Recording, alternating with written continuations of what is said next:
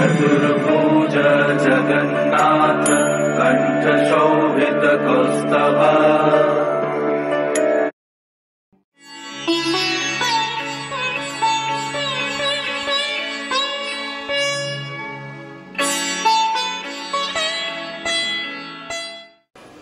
कल हमने नवम स्कंद श्रीमद् भागवत में ईशानु कथा के अंतर्गत सूर्य वंश के राजाओं और चंद्र वंश के राजाओं और उनकी महान कीर्ति का वर्णन सुना था। भगवान और भगवान के भक्तों की कथा सुनने से जो वासना का, कर्म की वासना का बीज हृदय में होता है ना, वो भी भुन जाता है, खत्म हो जाता है, समाप्त हो जाता है। तब असल में कृष्ण भक्ति प्रेम से करने का हमारा सौभाग्य बनता है। उन कथाओं में एक गंगा अवतरण की कथा कल हमको बोलनी थी, क्योंकि पहले 5वें स्कंद में भी गंगा अवतरण की कथा आती है और गंगा पतित पावनी 5000 वर्ष तक भारतवर्ष में पतित पावनी गंगा और 10,000 वर्ष तक भगवान जगन्नाथ पतित पावन के रूप में, दारू ब्रह्म के रूप में रहेंगे। तो सूर्यवंश में एक महाराज सगर हुए। उनके पुत्र अंशुमान और फिर अंजसमस, उनके अश्वमेध घोड़ा यज्ञ का चोरी हो गया और कपिल आश्रम में बांधा गया। 60,000 पुत्र उनके घोड़े को ढूंढते वहां गए। घोड़ा मिला, लेकिन कपिल देव के ऊपर कुपित हो गए कि इस भगवान के अवतार सिद्ध कपिल मुनि ने घोड़ा चुराया है। कपिल देव के ऊपर अपराधजनक दृष्टि से आगे बढ़े तो कपिल देव की दृष्टि उनके ऊपर पड़ी, वो भस्म हो गए, राख बन गए। घोड़ा भी नहीं मिला, पुत्र भी नहीं आए। तो सगर का पौत्र अंशुमान घोड़े को ढूंढ निकाला, कपिल देव को प्रार्थना की कि हमारे ताऊ यहाँ आए थे। बोला आए थे लेकिन अपने कर्म से भस्म हो गए हैं। बोला इनका उद्धार कैसे होगा? धरती के ऊपर अगर गंगा मैया आएगी तो इनका उद्धार होगा। अंशुमानी जी राज करके, राज को छोड़ के अपने बेटे दिलीप को राज दिया और तपस्या करने चले गए। कुछ नहीं हुआ। दिलीप जी राज करके चले गए तपस्या करने के लिए, गंगा धरती पर नहीं आई। दिलीप के पुत्र भागीरथ पहले राज नहीं किया, पहले तपस्या करने चले गए और उनकी तपस्या से गंगा माता प्रकट हो गई। गंगा माता ने कहा मैं आपकी 3 पीढ़ियों की तपस्या से प्रसन्न हो गई हूँ। आप चाहते हैं मैं धरती पे आऊँ, लेकिन मैं धरती पे आऊँगी तो मेरा वेग इतना तेज होगा, मैं पाताल में चली जाऊँगी, आपका काम नहीं होगा। कौन मेरे वेग को सहेगा? और दूसरा, ये पापी लोग मुझ में स्नान करेंगे तो मेरा पाप कौन धोएगा? तो महाराज भागीरथ ने भगवान शंकर को प्रसन्न किया। उनने कहा गंगा के वेग को मैं धारण कर लूँगा। और साधु संत महात्मा ऋषि गणों और आचार्य गणों ने कहा, वैष्णव भक्तों ने कहा कि गंगा जी को आश्वासन दो कि हम उसके किनारे पे रहेंगे और जब जब हम स्नान करेंगे उसके सारे पाप धुल जाएंगे। दोबारा भागीरथ जी ने गंगा जी का आवाहन किया। गंगा आई, गंगा को कहा आपके वेग को शंकर जी धारण करेंगे और ये संत महात्मा साधु, ये भक्त वैष्णव आपके पाप को धोएंगे। तो गंगा जी ऊपर से शंकर जी के जटाओं में आई और आज शंकर जी का नाम गंगाधर हो गया। गंगा को धारण कर लिया और फिर भागीरथ का रथ आगे चला और पीछे गंगा मैया चली और गंगा मैया इस रथ के साथ चली। आगे जब बंगाल में गई तो जानु ऋषि के सामान को ले गई साथ। जानु ऋषि ने गंगा को पी लिया।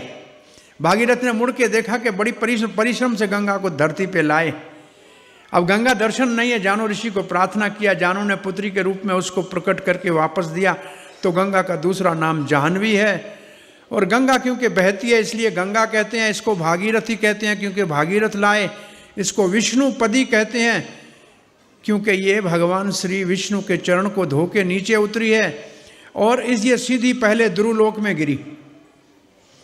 ब्रह्मा जी ने इस गंगा को अपने करमंडल में रखा, शंकर जी ने जटाओं में रखा और ध्रुवलोक से देवता विमानों में गंगा को देवलोक में लाए और भागीरथ इस गंगा को इस धरती पे लाए, जो गंगा पतित पावनी के रूप में आज भी ब्रह्म द्रव्य के रूप में, वो गंगा जल नहीं है, वो गंगा अमृत है। वो भाग्य है भारतवर्ष का कि गंगा और जमुना बहती हैं। वैसे जमुना गंगा से पुरानी है और पुरातन भी है और उसका महात्म भी बड़ा है। एक बार वृंदावन में, आगरा में बड़ा विवाद हो रहा था कि गंगा बड़ी कि जमुना बड़ी, महानता किसकी है। तो गोस्वामी जी को बुलाया गया। गोस्वामियों ने कहा कि गंगा महान है क्योंकि भगवान के चरण से उतरी है। तो गंगा के पक्ष वालों ने बोला गंगा मैया की जय हो। फिर उन्होंने कहा जमुना में तो पूर्ण रूप से भगवान श्री कृष्ण ही नहाते थे, तो क्या केवल अंगूठे पांव से निकली गंगा इतनी महान है, तो जिसमें भगवान पूरा नहाते थे वो तो उससे भी महान हो गई। बोला जमुना मैया की जय। जमुना के पक्ष वाले प्रसन्न हो गए। और ये दोनों आगे चल के जब वो प्रयागराज में पहुंचती हैं तो गंगा कहती है मैं नाम रखूंगी अपना, मैं राम नाम को चाहती हूँ, और जमुना कहती है मैं अपने रूप को रखूंगी। तो आगे से जमुना के रूप का जल सांवला चलता है और नाम गंगा का है और रूप जमुना का है। अब प्रयाग में देखेंगे तो जमुना भरी हुई है, गंगा में बहुत पानी कम होता है। और फिर गोस्वामी जी ने कहा, अपने गोस्वामी गए थे, संभवतः जीव गोस्वामी या रूप गोस्वामी, वही गंगा जब नवद्वीप से गुजरती है तो श्री चैतन्य महाप्रभु ने जल क्रीड़ा की, इसलिए गंगा भी महान है जमुना भी महान है, दोनों मिल जाती हैं। तो ये दो महान पवित्र नदियां भारत में बहती हैं और ये नदियों का दर्शन मात्र, स्नान, जल आचमन बहुत पवित्र करने वाला है। नाम लेने से भी पवित्र हो जाते हैं। तो ये कथा गंगा के अवतरण की धरती के ऊपर है। इसके बाद कल हमने भगवान श्री कृष्ण के प्रकट्य के पास कथा को विराम दिया था। भगवान के जितने भी अवतार आते हो, एक पहले 3 सिद्धांत समझ लीजिए। शरीरों का जन्म होता है और मृत्यु होती है। आत्मा का आना जाना होता है अपने कर्मों के कारण। आत्मा का ना जन्म होता है ना मृत्यु होता है, उसका आना जाना होता है अपने कर्मों के कारण, स्वतंत्र नहीं। आप हमने अपने मन की वस्तु खरीद सकते हैं, चॉइस की गाड़ी खरीद सकते हैं, जो चाहो वो खाना बना सकते हैं, लेकिन आप किसके घर में पैदा होना है ये आपकी चॉइस नहीं है, ये देव नेत्रेण। तो शरीर का जन्म और मृत्यु होता है, आत्मा का आना जाना होता है और भगवान का करुणा के कारण अवतार होता है। अवतार का अर्थ है ऊपर से नीचे उतर आना। और भगवान के अवतार का एक जो कारण सामान्य रूप से भगवत गीता के माध्यम से सबको बताया गया है वो है धर्म की स्थापना करना, अधर्म का नाश करना, पापियों को दंड देना और साधुओं का संरक्षण करना। इस कार्य के लिए भगवान विष्णु अवतार लेते हैं। ये सारे अवतार भगवान विष्णु के आते रहते हैं और इनकी गणना नहीं की जा सकती। ये अनंत अवतार आते रहते हैं, समय समय में आते रहते हैं, युग युग में आते रहते हैं। लेकिन भगवान श्री कृष्ण अवतार नहीं है, अवतारी है। सब अवतारों का स्रोत है। भगवान श्री कृष्ण का अवतार नंद नंदन श्री कृष्ण, यशोदा नंदन श्री कृष्ण, गौलोक अधिपति श्री कृष्ण ब्रह्मा जी के एक दिन में 7वें मनवंतर की 28वीं चतुर्युगी के द्वापुर के अंतिम चरण में रेगुलरली नित्य अवतार लेते हैं। एक बार आए कृष्ण ऐसी बात नहीं है। ब्रह्मा जी के एक दिन में आते हैं। आज ब्रह्मा जी के 50 साल पूरे हो चुके हैं, कितनी बार कृष्ण आए होंगे। और ये जो श्री कृष्ण ब्रह्मा जी के एक दिन में नेम से आते हैं, धर्म स्थापना करना भी इनका कोई मुख्य उद्देश्य नहीं है। असुरों को संहार करना भी इनका उद्देश्य नहीं है। ये केवल प्रेम का ही प्रदर्शन करने के लिए आते हैं, प्रेम का पाठ पढ़ाने के लिए आते हैं। क्योंकि प्रेम सभी करते हैं संसार में, लेकिन प्रेम किससे करना चाहिए किसी को मालूम नहीं है। न कोई पाठशाला में प्रेम पढ़ाया जाता है, न कॉलेज में, न यूनिवर्सिटी में। कृष्ण आके प्रेम करना सिखाने के लिए अपने साथ अपने लोक से अपने पार्षदों को लाते हैं, अपने से बड़े गोप गोपियों को लाते हैं, जिनके साथ भगवान माता पिता उनके बड़े बनते हैं और वात्सल्य प्रेम का प्रदर्शन करते हैं। अपने संग में अपने समान आयु के सखाओं को लाते हैं, उनके साथ गोचारण आदि वन विहार करके सखा प्रेम के प्रदर्शन करके सबको निमंत्रण देते हैं। और अपने संग से, अपने अंग से ही उत्पन्न राधा रानी के काया व्यूह विस्तार रूप गोपी गणों को लाकर और रास लीला आदि विहार करके जो भगवान से माधुर्य प्रेम करते हैं उनको निमंत्रण देते हैं। तो कृष्ण केवल प्रेम के प्रदर्शन के लिए आते हैं। 11 वर्ष तक ही केवल ब्रज में लीला करते हैं। गोकुल में कुमार अवस्था बाल लीलाएं करके वात्सल्य प्रेम की पुष्टि करते हैं। वृंदावन में आके पौंगल अवस्था में 5 से 10 साल वाला जो समय है उसमें वो वत्सचारण और गौचारण और वन विहार लीला करके सखाओं के प्रेम का पोषण करते हैं। और उनकी किशोर अवस्था 10 से 15 साल, उसमें वो गोपी गणों के संग में प्रेम का रास विहार करके माधुर्य रस के भक्तों को निमंत्रण दे के उसका पोषण करते हैं। लेकिन ये 15 साल सामान्य बच्चा जो 5 साल का होता है, कृष्ण 3.5 साल का 5 साल जितना लगता है, इसलिए रहते 11 साल ही हैं केवल ब्रज में। उसके बाद 17 साल मथुरा में रहते हैं और शेष 90 साल से ज़्यादा कुछ समय उनका द्वारका में निवास होता है। लेकिन ये श्री कृष्ण जो स्वयं भगवान है, नंद नंदन स्वयं भगवान श्री कृष्ण, जिनकी 4 विशेषताएं हैं। गोप वेशधर, वो गोप का वेश धारण करते हैं, मोर पंख लगाते हैं, पगड़ी बांधते हैं, पीतांबर पहनते हैं। नित्य किशोर, कभी भी 15 साल से बड़े नहीं होते हैं। नटवर, चलते हैं तो नृत्य करते हुए चलते हैं। और चौथा वेणु कर, हाथ में बांसुरी होती है। ये 4 विशेषताएं भगवान स्वयं भगवान श्री कृष्ण की हैं। और ये 4 विशेषताएं ऐसी हैं जो वैकुंठ में नारायण तक में भी नहीं है। नारायण से भी गुणों में 4 विशेष गुण श्री कृष्ण स्वयं भगवान में पाए जाते हैं। लीला माधुरी, वेणु माधुरी, रूप माधुरी और प्रेम माधुरी। तो यहां श्री कृष्ण का प्रकट्य होना है। लेकिन साथ में इस बार जब श्री कृष्ण 5000 कुछ 100 साल पहले प्रकट हुए थे भारत वर्ष में, ब्रज गोकुल में, उस समय पृथ्वी का भार भी बढ़ गया था। पृथ्वी ने भी भगवान के अवतार के लिए ब्रह्मा जी के साथ जाकर प्रार्थना की थी। तो भगवान श्री कृष्ण को तो नेम से आना ही था, लेकिन अवतार के लिए प्रार्थना की थी गई थी, इसलिए अवतार भी विष्णु का साथ आया था। तो इसलिए इस रहस्य को समझने के लिए 2 भाग में कथा को करके आगे बढ़ाते हैं। कल जहां भागवत में कथा को विराम दिया था, सुखदेव महाराज ने धारावाहिक कहा कि इस पृथ्वी के ऊपर आतिताई राजाओं का इतना भार बढ़ गया कि पृथ्वी माता गाय के रूप धारण करके ब्रह्मा जी के पास गई और ब्रह्मा जी ने शंकर जी को साथ लिया और फिर अन्य देवताओं को साथ लेकर क्षीर सागर के तट पे, जो इस भौतिक जगत में क्षीर सागर ध्रुव लोक को कहते हैं, श्वेत द्वीप, वहाँ गए। और वहाँ जाके भगवान का दर्शन तो नहीं हुआ, लेकिन वहाँ प्रार्थना पुरुष सूक्त से प्रार्थना की। भगवान ने ब्रह्मा जी के हृदय में संदेश दिया कि पृथ्वी के संकट से मैं परिचित हूं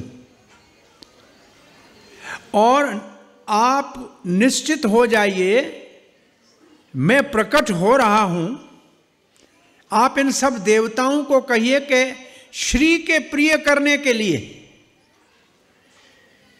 स्वयं और अपनी पत्नियों के संग में यदुवंश में प्रकट हों। ब्रह्मा जी ने देवताओं को आश्वासन दिया। ब्रह्मा जी वापस आए और दूसरे तरफ सूरसेन देश, उसके राजा महाराज उग्रसेन, उसका पुत्र कंस, जो उसका पुत्र नहीं है, कंस काल नेमी असुर है और बड़े दुष्टता और धोखे से पद्मावती महाराज उग्रसेन की पत्नी विदर्भ देश की थी। वो अपने मैके आई हुई थी। आकाश मार्ग से इस दुष्ट कालनेमी राक्षस ने उग्रसेन का रूप धारण करके नीचे उतर के, और पद्मावती ने समझा मेरा पति आया है, सहेलियों से अलग हो गई और उसका सत्य भंग किया और कंस के रूप में प्रकट हुआ। यहां देवकी का विवाह सूरसेन के पुत्र वसुदेव से हो रहा है और मंगल विवाह के बाद विदाई के समय कंस चाचा का लड़का भाई है, वो सारथी बना है वसुदेव और देवकी का। बड़ा जहेज है और ये विदाई हो रही है। और विदाई जब हो रही है तो आकाशवाणी हुई। देवताओं ने देखा कि अगर कंस क्रूर इतना दयालु होके और भगवान के होने वाले माता पिता की सेवा करेगा तो भगवान को आने में देर हो जाएगी। तो उन्होंने आकाशवाणी करके कहा, एक मूर्ख कंस, देवकी का 8वां गर्भ तेरा काल। ये नहीं बोला बेटा या बेटी। कंस का प्रेम कपूर की तरह उड़ गया। दुष्ट असुर व्यक्ति तब तक प्रेम करते हैं जब तक स्वार्थ होता है। स्वार्थ के ऊपर लात लगी नहीं, उनका असली रूप प्रकट हो गया। कंस ने देवकी को बालों से पकड़ा और तलवार निकाला। देवकी शांत, न तो कहती है भाई मुझे मत मारो, न तो कहती है पति मेरी रक्षा करो। वो तो प्रशांत भगवान की माता बनने वाली है, इसलिए निर्भय खड़ी है। लेकिन वसुदेव ने कहा मैं पति हूं, मेरे को अपनी पत्नी का रक्षण करना है, ये मेरा धर्म है।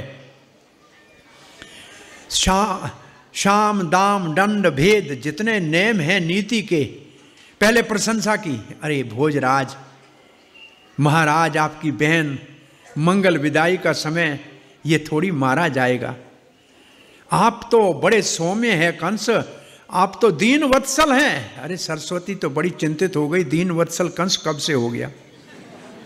तब सरस्वती ने एक शाश्वत अर्थ निकाला कि ये बछड़ों का, ब्राह्मणों का, दीनों का हत्या करने वाला बड़ा हत्यारा है। शाश्वत इसका अर्थ ये है। तो सरस्वती का अर्थ इसका ये निकला। और जब कंस किसी और नीति से नहीं माना तो वसुदेव ने कहा जब मृत्यु सर के पे ऊपर हो तब कैसे भी उसको टालना चाहिए।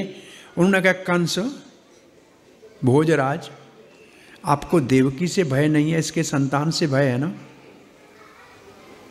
मैं वसुदेव आपको वचन देता हूं, इसके वो सारे संतान जिनसे आपको भय नहीं है दे दूंगा, लेकिन जिससे भय है वो नहीं दूंगा।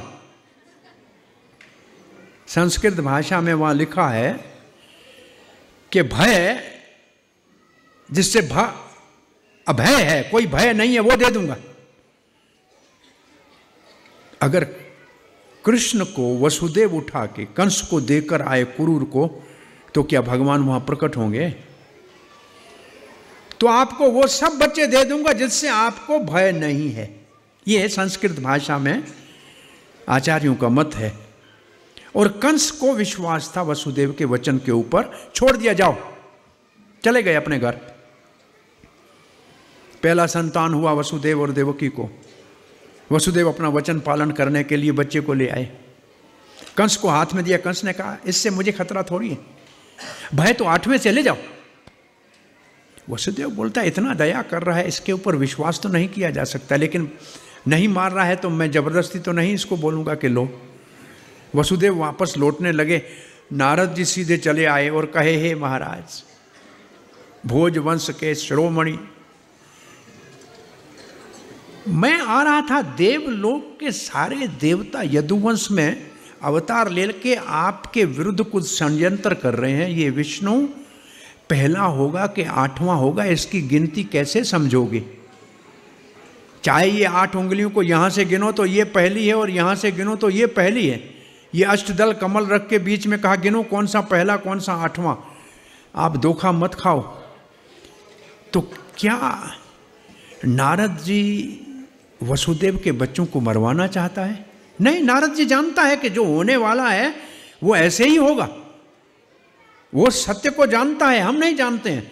और कंस का मन बदल गया। वसुदेव और देवकी को कारागार में डाल के उस बच्चे को पत्थर के ऊपर देवकी के सामने पटका और मार दिया, और 5 और बच्चों को भी ऐसे मारा। 6 बच्चों को मार दिया। इनको कहते हैं षड्गर्भ। ये 6 बच्चे कौन थे? ये 6 बच्चे मरीचि के पुत्र थे। ब्रह्मा जी के ऊपर हंसे थे और असुर बनने का श्राप मिला था। ये हिरण्याकश के पास पैदा हुए और तपस्या कर रहे थे। हिरण्याकश ने कहा तुम्हारे बाप के हाथों मारो जाओगे, और ये काल नेमि के पुत्र थे और कंस के हाथों मरने थे। और ये नारद जानता था, इसलिए इन 6 का वध कंस ने कर दिया। अपने बेटों को काल नेमि ने मारा। ये 6 बच्चे द्वारका लीला में एक दिन कृष्ण बलराम माता देवकी को प्रणाम करने जाते हैं। माँ कहती है बेटा आपने अपने गुरुदेव का बहुत पुराने जमाने में मरा हुआ पुत्र वापस ला के दिया था। मेरे 6 पुत्र मेरे सामने कंस ने दूध पिलाने से पहले ही मार दिए। मैं अपने बेटों को देखना चाहती हूँ। हाँ माँ। दोनों भाई सूतल लोक में चले गए। बलि महाराज ने बहुत सम्मान किया और आदरपूर्वक पूछा क्या सेवा करूं? बोला ये 6 बच्चे जो आपके पास हैं ये मेरी माँ देखना चाहती है। उन 6 बच्चों को कृष्ण बलराम वापस लाए। देवकी के स्तन के अंदर दूध आ गया। माता का वात्सल्य उमड़ पड़ा। कृष्ण का प्रसाद का दूध पिया। ये 6 वापस देवता बने, असुर योनि से मुक्त हुए। और आचार्य गण लिखते हैं कि भक्ति रूपा देवकी 6 दोष काम क्रोध लोभ मोह मद मत्सर और कंस रूप भय, जब ये 6 नाश होते हैं तब भगवान का प्रकट्य होता है। हमारे हृदय में भगवान का प्रकट्य होगा जब ये दोष निवारण होगा। और इसके बाद 7वें गर्भ के रूप में भगवान के लिए आसन बनाने के लिए अनंत शेष बलराम जी देवकी के उदर में प्रविष्ट हुए। क्योंकि भगवान आएंगे तो उनके लिए आसन की आवश्यकता है, स्थान की शुद्धि करनी है। वो आए और उस वक्त भगवान श्री कृष्ण गोलोक धाम में बैठे हैं। उन्होंने देवी का आवाहन किया और देवी हाथ जोड़ के खड़ी हो गई। कहा देवी भद्रे, देवकी के उदर में जो बालक इस वक्त गया है वो रोहिणी का नित्य सुत है, मेरा धाम है। मम माम धामकम, रोहिणी का नित्य सुत है। उसको खींचकर रोहिणी के उदर में स्थापित कर दो। देवी ने कहा एक गर्भ से दूसरे गर्भ में बालक को, भद्रे निश्चित रूप से मंगल कार्य आपके हाथों से होगा। और क्योंकि आपको उसको खींच के ले जाएंगी इसलिए उसका नाम संकृष्ण होगा। क्योंकि वो 2 कुलों को जोड़ेगा, सेतु बन के रहेगा। 2 कुलों के बीच में, यदु कुल के बीच में और नंद बाबा के कुल के बीच में सेतु बनेगा, इसलिए संकृष्ण कहेंगे। और वो भक्तों को खींच खींच कर भगवान के चरणों में ले आएंगे, इसलिए भी उसको संकृष्ण कहेंगे। और वो बड़े बलशाली होंगे, इसलिए उसको बलभद्र कहेंगे। उनका बल सबका कल्याण करेगा और सबको आनंद देंगे, इसलिए उसका नाम राम भी होगा। भगवान ने बलराम जी से जन्म से पहले उसका नामकरण कर दिया। और बड़े भाई के रूप में आज बलराम आ रहे थे, क्योंकि छोटा लक्ष्मण बन के बहुत सी बातें राम जी की उनको पसंद नहीं थी। इस बार कहा बड़ा भाई बन के जाऊंगा। तो भगवान ने कहा बड़ा जा है, बन के तो जा रहा है। संसार वाले कहेंगे बड़ा पहले बलराम आया इसलिए बड़ा, इसलिए पहले नाम दीक्षा दे के संस्कार कर देते हैं तो पता लगे कि आदि पुरुष कौन है। तो ये 3 नाम रख के और फिर कहा देवी तुम मेरी अनुजा, अनुजा का मतलब छोटी बहन के रूप में यशोदा के वहाँ प्रकाश होना। और ये 2 काम तुम करोगी तो तुम्हारा भारतवर्ष में विंध्या पर्वत के ऊपर और अन्य स्थानों पे वैष्णवी के नाम से, काली के नाम से, चामुंडा के नाम से और कात्यायनी के नाम से जो भी ऐसे नाम देवी की तुम्हारी पूजा होगी, ऐसे भगवान ने आशीर्वाद दिया। और देवी ने 7वां गर्भ देवकी का खींचकर रोहिणी के उदर में, रोहिणी रहती थी वसुदेव के पास। जब गर्भवती हो गई तो अक्रूर काका घोड़ी के ऊपर बिठाकर रोहिणी को नंद भवन में नंद बाबा के पास छोड़ के आए। रोहिणी गर्भवती थी और अचानक लगा कि मेरा लगता है गर्भपात हो गया, फिर लगा नहीं बचा हुआ है, और रोहिणी के उदर में तो आ गए बलराम जी, और यहाँ कंस के ऊपर लांछन होने लगा कि 7वां गर्भ देवकी का कंस ने गिराया होगा। अब भगवान गोलोक में बैठे हैं। भगवान अपि विश्वात्मा भक्तानाम अभयंकर। भगवान जो सबके हृदय में विराजमान है, सबसे प्रेम करते हैं, विश्व आत्मा जो है भक्तों को भय से मुक्त करते हैं। आविशेष अंश भागे न, अपने सारे अंशों को अपने अंदर समाकर। मनक अनंक दुमदुबी ही, अनक दुमदुबी वसुदेव का नाम है। वसुदेव के जन्म के समय देवताओं की दुमदुबियां अपने आप बज गई थी, उसका नाम हो गया अनंक दुमदुबी। और उसके मन में भगवान प्रवेश हुए और वसुदेव से प्रकाश निकलने लगा। जिस महात्मा संत साधु आचार्य के हृदय में भगवान का प्रकट्य होता है वो प्रकाश निकलता है और उसके पास जाने से शांति मिलती है। और वसुदेव के हृदय से जगत का मंगल करने वाला अच्युत अंश देवकी के हृदय में स्थानांतर हुए। इसको कहते हैं सनातनी दीक्षा प्रणाली। गुरु के हृदय में भगवान जागृत प्रकट शिष्य के हृदय में स्थापित करते हैं। मानो वसुदेव ने देवकी को दीक्षा दे दी और भगवान वसुदेव के मन से देवकी के हृदय में आ गए। जैसे सूर्य का प्रकाश प्राची दिशा में उगते हुए चंद्रमा को प्राप्त होता है और देवकी भी चमकने लगी, लेकिन कंस के भय से आग राख से ढकी हो ऐसे उसका चमक अभी दिख नहीं रहा था। तो ये सामान्य बालक की तरह भगवान का जन्म नहीं होता, इसलिए भगवत गीता का ये सबसे महत्वपूर्ण श्लोक है। जन्म कर्म च मे दिव्यम एवं यो वेति तत्वतः त्यक्त्वा देहम पुनर्जन्म नयति माम एति सो अर्जुन। भाई मेरा जन्म सामान्य नहीं होता है, अलौकिक होता है, दिव्य होता है। मन में भगवान प्रकट होते हैं। और भक्ति सिद्धांत सरस्वती गोस्वामी महाराज श्रील प्रभुपाद कहते हैं जन्माष्टमी तो हर साल मनाते हैं। जिस दिन आपके हृदय में भगवान का प्रकट हुआ उस दिन आपकी जन्माष्टमी होगी। हमको अपने हृदय में भगवान को प्रकट करना है, ये हमारे साधन का फल है। कृष्ण प्रेम प्रकट होगा और कृष्ण प्रेम और भक्ति में ये सामर्थ्य भगवान को हृदय में लाती है। वैसे भी भगवान सबके हृदय में परमात्मा के रूप में तो होते ही है, लेकिन कृष्ण भक्ति करने वालों के हृदय में वही परमात्मा चतुर्भुज त्रिभंग ललित श्याम सुंदर के रूप में प्रकट हो जाता है। अब देवकी माता भी चमकने लगी। कंस कारागृह में आया, देवकी को देखा और ये चमक रही है, लगता है मुझे मारने वाला इसके उदर में आ गया। लेकिन क्या मैं इसको मारूं, स्त्री को मारूं, गर्भवती को मारूं, मेरे आश्रित है उसको मारूं? नहीं, ये ठीक नहीं है। भगवान किसी के हृदय में आ जाए तो कंस जैसे राक्षस का मन भी बदल जाता है। और कंस ने कहा ठीक है, जब जन्म होगा तब देखा जाएगा। कंस चला गया।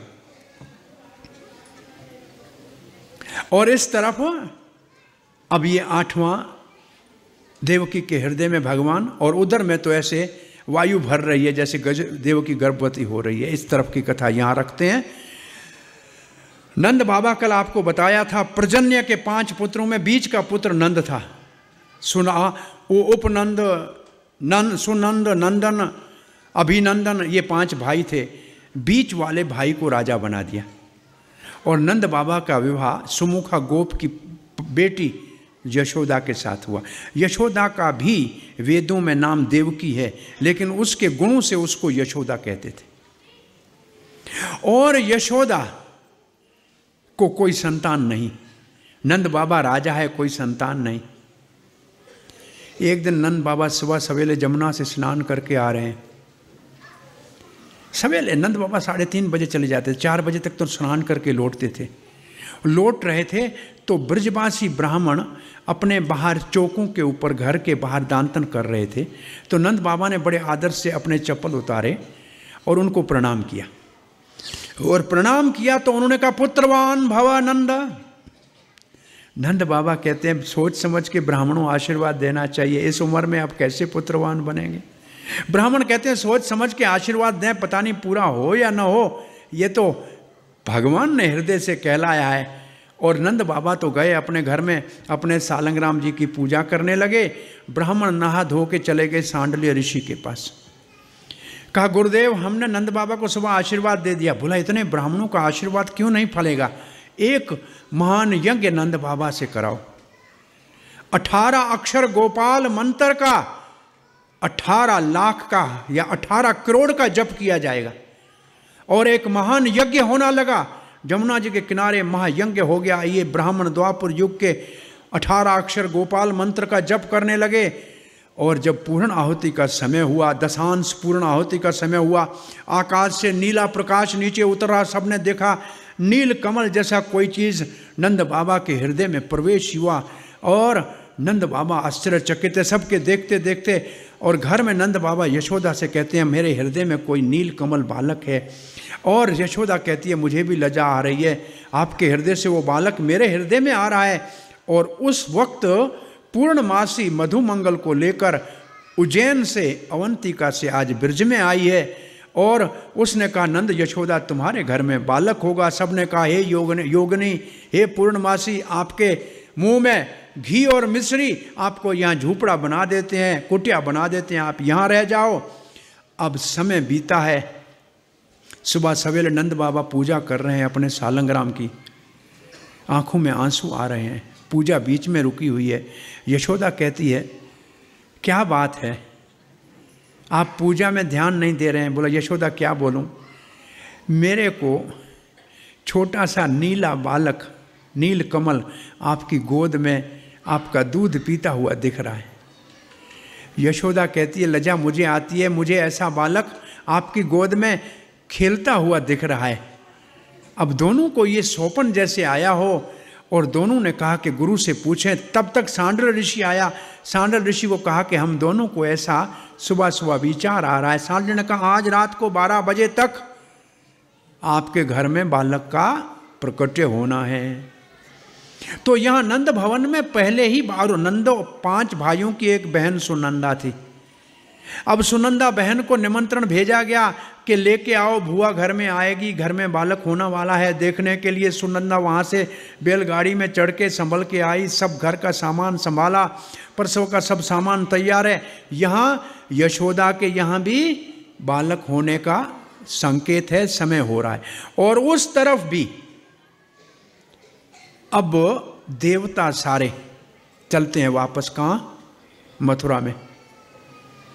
देवता शंकर जी ने ब्रह्मा जी को लिया, ब्रह्मा जी ने नारद को कहा और नारद ने इंद्र को बुलाया, वरुण चंद्र ये सारे मथुरा में कंस के कारागृह में देवकी के उदर में बालक जो आया है कृष्ण, उसको प्रार्थना करने के लिए आए। इसको गर्भ स्तुति कहते हैं।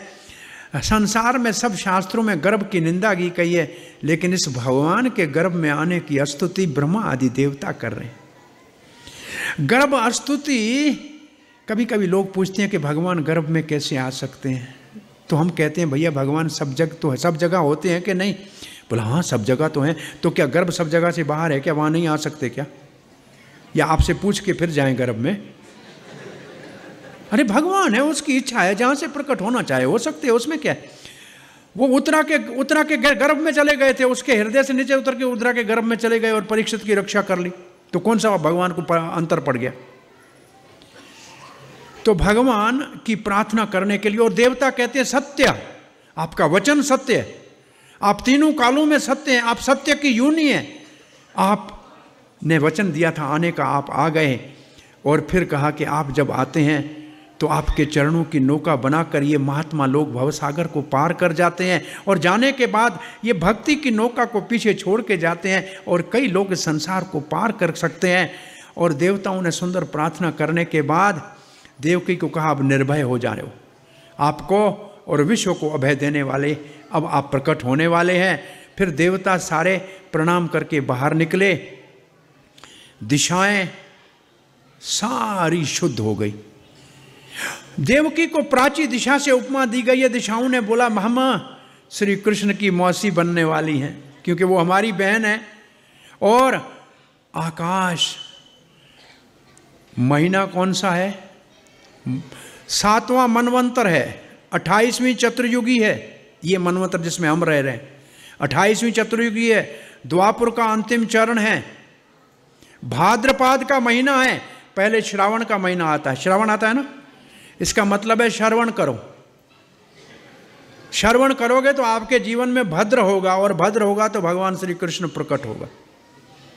तो श्रावण के बाद भाद्रपाद का महीना है, और भाद्रे के महीने में बरसात, आकाश में बादल होते हैं, लेकिन आज आकाश में तारे चमक रहे हैं, आकाश साफ हो गया है। भाद्रपाद में भी अष्टमी, और वो भी कौन सी? अंधेरी। भगवान कहते हैं अंधेरा सब जगह चला गया है, तो मैं प्रकाश, अंधकार को प्रकाश में परिवर्तित करने के लिए, अज्ञान को ज्ञान में परिवर्तित करने के लिए, अपनी भक्ति का विधान करने के लिए जा रहा हूं। अष्टमी की तिथि है, भाद्रपाद का महीना है, बुध का वार है, और ब्रह्मा जी के जन्म का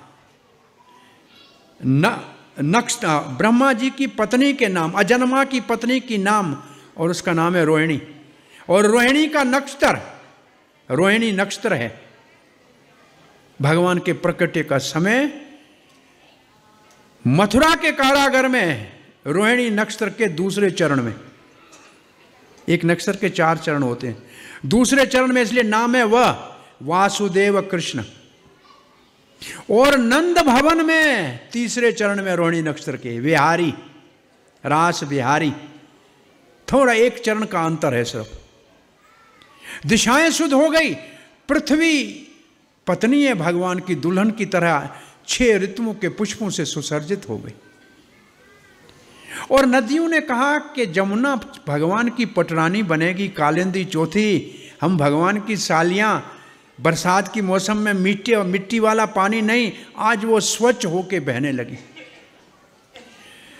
ब्राह्मणों की अग्नियों की ज्योति अपने आप जलने लगी, काले किन्नर और सुंदर गंधर्व नृत्य करने लगे, सिद्ध और चारण गाने लगे, भेदभाव समाप्त हो गया। आकाश ने कहा, कई बार हमने समुद्र को कहा तुम्हारे अंदर सोए हुए भगवान विष्णु का दर्शन करा दो, और समुद्र ने हर बार कहा पहले खारे पानी को मीठा करो, परोपकार करो, फिर दर्शन कराएंगे। आज आकाश बड़े खुश है, बादल बड़े खुश हैं। बादलों ने कहा आज जो ये आ रहा है इसका नाम होगा श्याम, घन श्याम, हमारा नाम इसके साथ जुड़ेगा। आज बहुत बादल प्रसन्न आकाश में अब आने को तैयार हुए हैं। उस वक्त वसुदेव ने अचानक देखा कि चतुर्भुज एक बालक खड़ा है, अद्भुत बालकम चतुर्भुजम शंख चक्र गदा पद्म हस्तम, किरीट मुकुट पहना हुआ अद्भुत बालक को देखा। वसुदेव ने प्रणाम किया और कहा आपका न आद है न अंत है, और आप सब सर्वत्र हैं, और सुंदर बहुत चतुर्श्लोकी भागवत जैसी बड़ी प्रार्थना की। और उसके बाद देवकी ने प्रणाम करके कहा, हे भगवान, विश्व सारा जिसके पेट में वो मेरे पेट में कैसे आया, और आप चतुर्भुज रूप में हैं, इसको देख के मुझे भय लग रहा है, आप छोटे बालक बन जाओ। भगवान ने बालक बनने से पहले उन दोनों से संबोधित हो करते हुए कहा कि देखो आप पृष्णी थी, शतरूपा और पृष्णी थे, तब आपने बड़ी तपस्या की थी, मेरे जैसा पुत्र चाहा था, मेरे जैसा और कोई होता नहीं है, इसलिए पहले मैं आपका पृष्णी गर्भा पुत्र हुआ, फिर आप आदित्य और कश्यप हुए, तब मैं वामन देव के रूप में आपका पुत्र हुआ, अब देवकी और वसुदेव में आपका वसुदेव कृष्ण हूँ। आपको कंस से अगर भय लगता है ना, ये सूरसेन के पुत्र सूरवीर ततश्च सौरेर परचोदयात, भगवान ने कहा मेरे को यहाँ से ले चलो और गोकुल में नंद भवन में यशोदा के पास रखकर वहाँ से जो कन्या है उसको यहाँ लेकर आओ। भगवान ने वसुदेव को ये आदेश दिया और वसुदेव ने भगवान की आज्ञा का पालन किया। वसुदेव के हाथ में हथकड़ी थी, पाँव में बेड़ियाँ थी। वसुदेव ने उस छोटे बालक को, कोमल बालक को रेशमी गदेले में ऐसे उठाया, जैसे वसुदेव ने बालक को छाती से लगाया, हाथ की हथकड़ियाँ नीचे गिर गई, पाँव की बेड़ियाँ नीचे गिर गई, दरवाजे ऐसे खुल गए जैसे सूर्य के उगने से अंधेरा चला जाता है, कोई आवाज नहीं हुआ। लिखा है कृष्ण वाहक वसुदेव, वाहक का मतलब ढोने वाला, जो कृष्ण को हृदय में ढोता है उसके सारे बंधन खुल जाते हैं, उसके सारे रास्ते साफ हो जाते हैं। और भगवान की महामाया जो मानव को भुला देती है, उसने मथुरा वाले सबको सुला दिया। और दूसरे तरफ भगवान की योग माया जो लीला करती है, उसने गोकुल वालों को भी सुला दिया। और वसुदेव बालक को लेके बाहर निकले, सब दरवाजे खुले मिले। बादलों ने कहा बच्चे का स्नान नहीं कराया है, अभी तो इसका जन्म हुआ है, ऊपर से हल्की बूंदाबांदी होने लगी और भगवान का अभिषेक हो रहा है।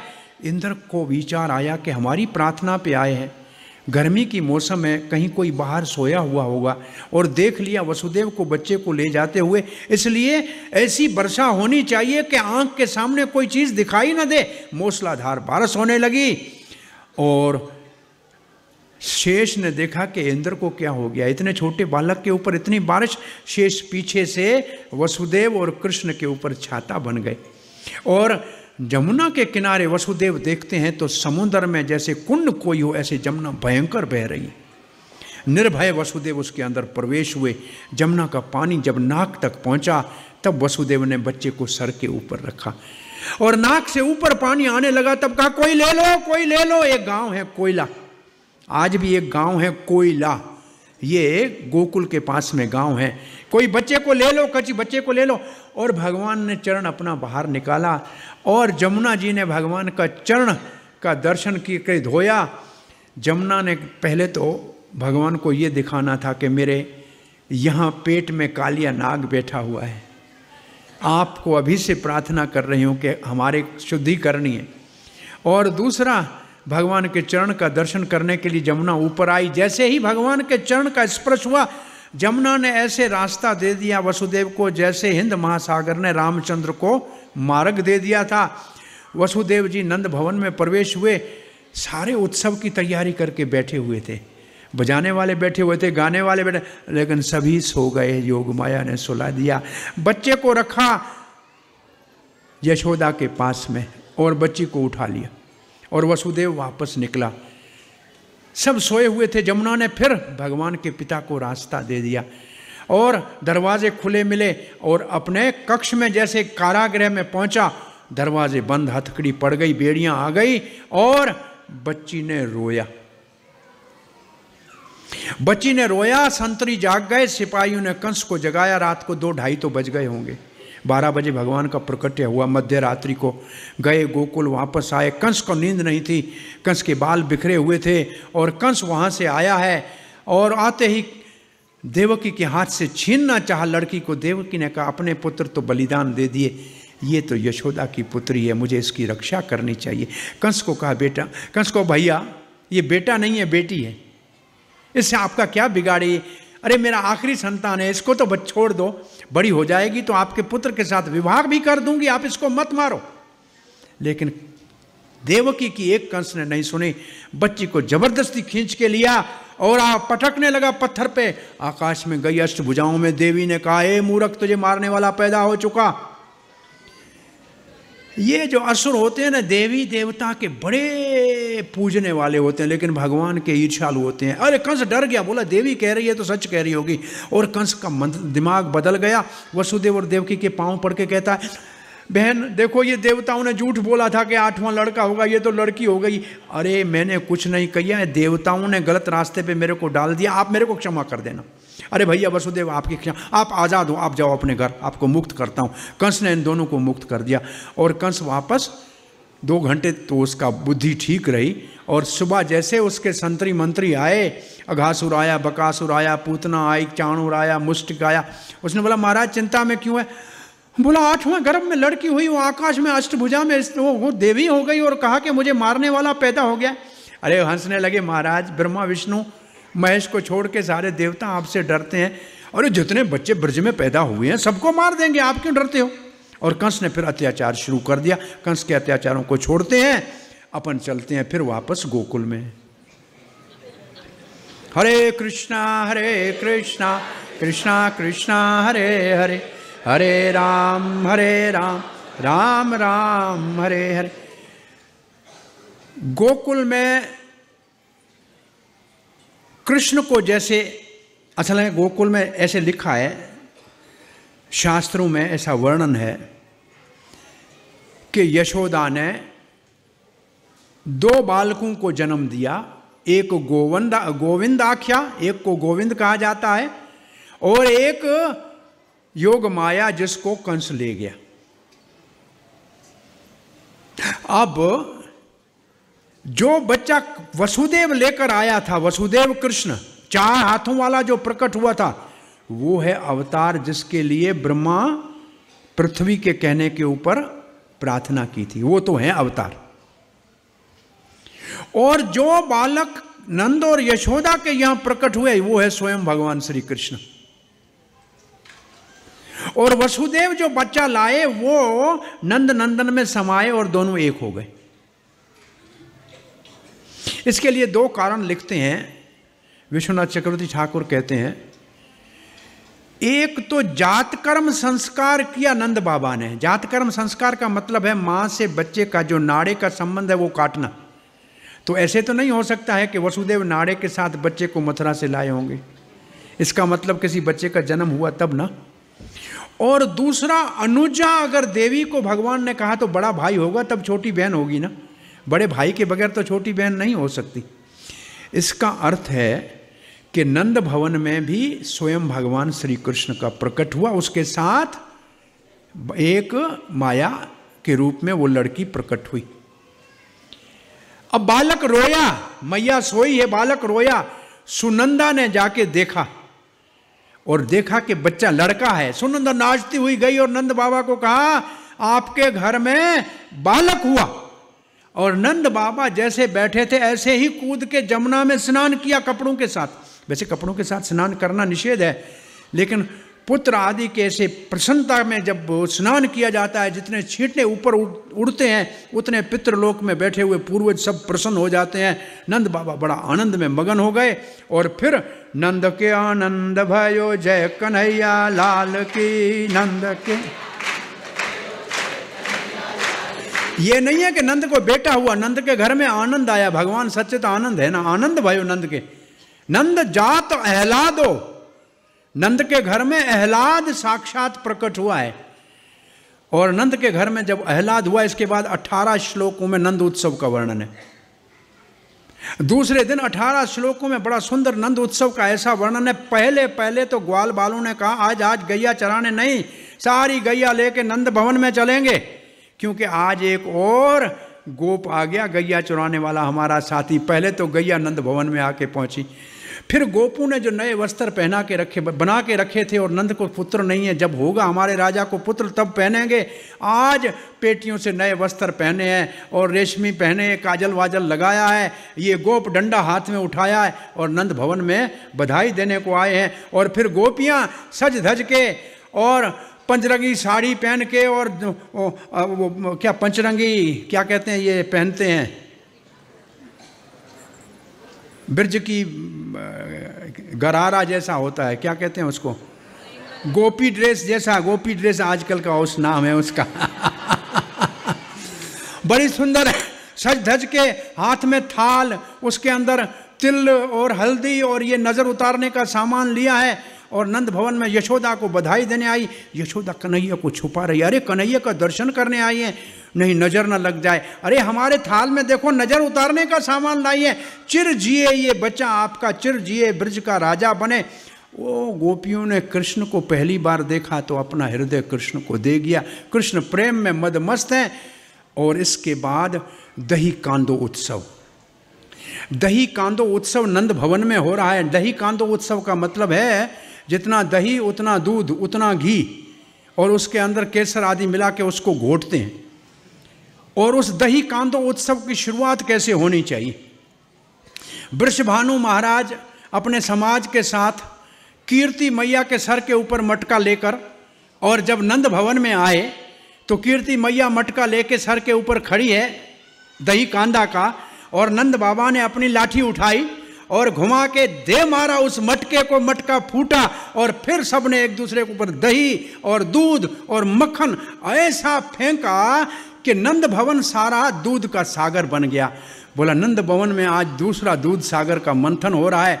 तब सब गोपू ने कहा नंद बाबा अब तुम लज्जा छोड़ो, आज तुमको नाचना पड़ेगा। सबको बीच में खड़ा किया नंद बाबा को, और बड़ा एक पटका उसके कमर में बांधा, एक तरफ बरसाना वाले और एक तरफ नंदगांव वाले, अभी तक तो एक तरफ वरावल वाले और एक तरफ गोकुल वाले हैं, और ऐसे घुमाने लगे नंद बाबा फिरनी की तरह। आज मंदराचल, वहाँ तो पर्वत पत्थर था, यहाँ साक्षात नंद है। वहाँ तो विष निकला था समुद्र में, यहाँ तो जात अहलाद, यहाँ तो साक्षात कृष्ण आनंद निकला है।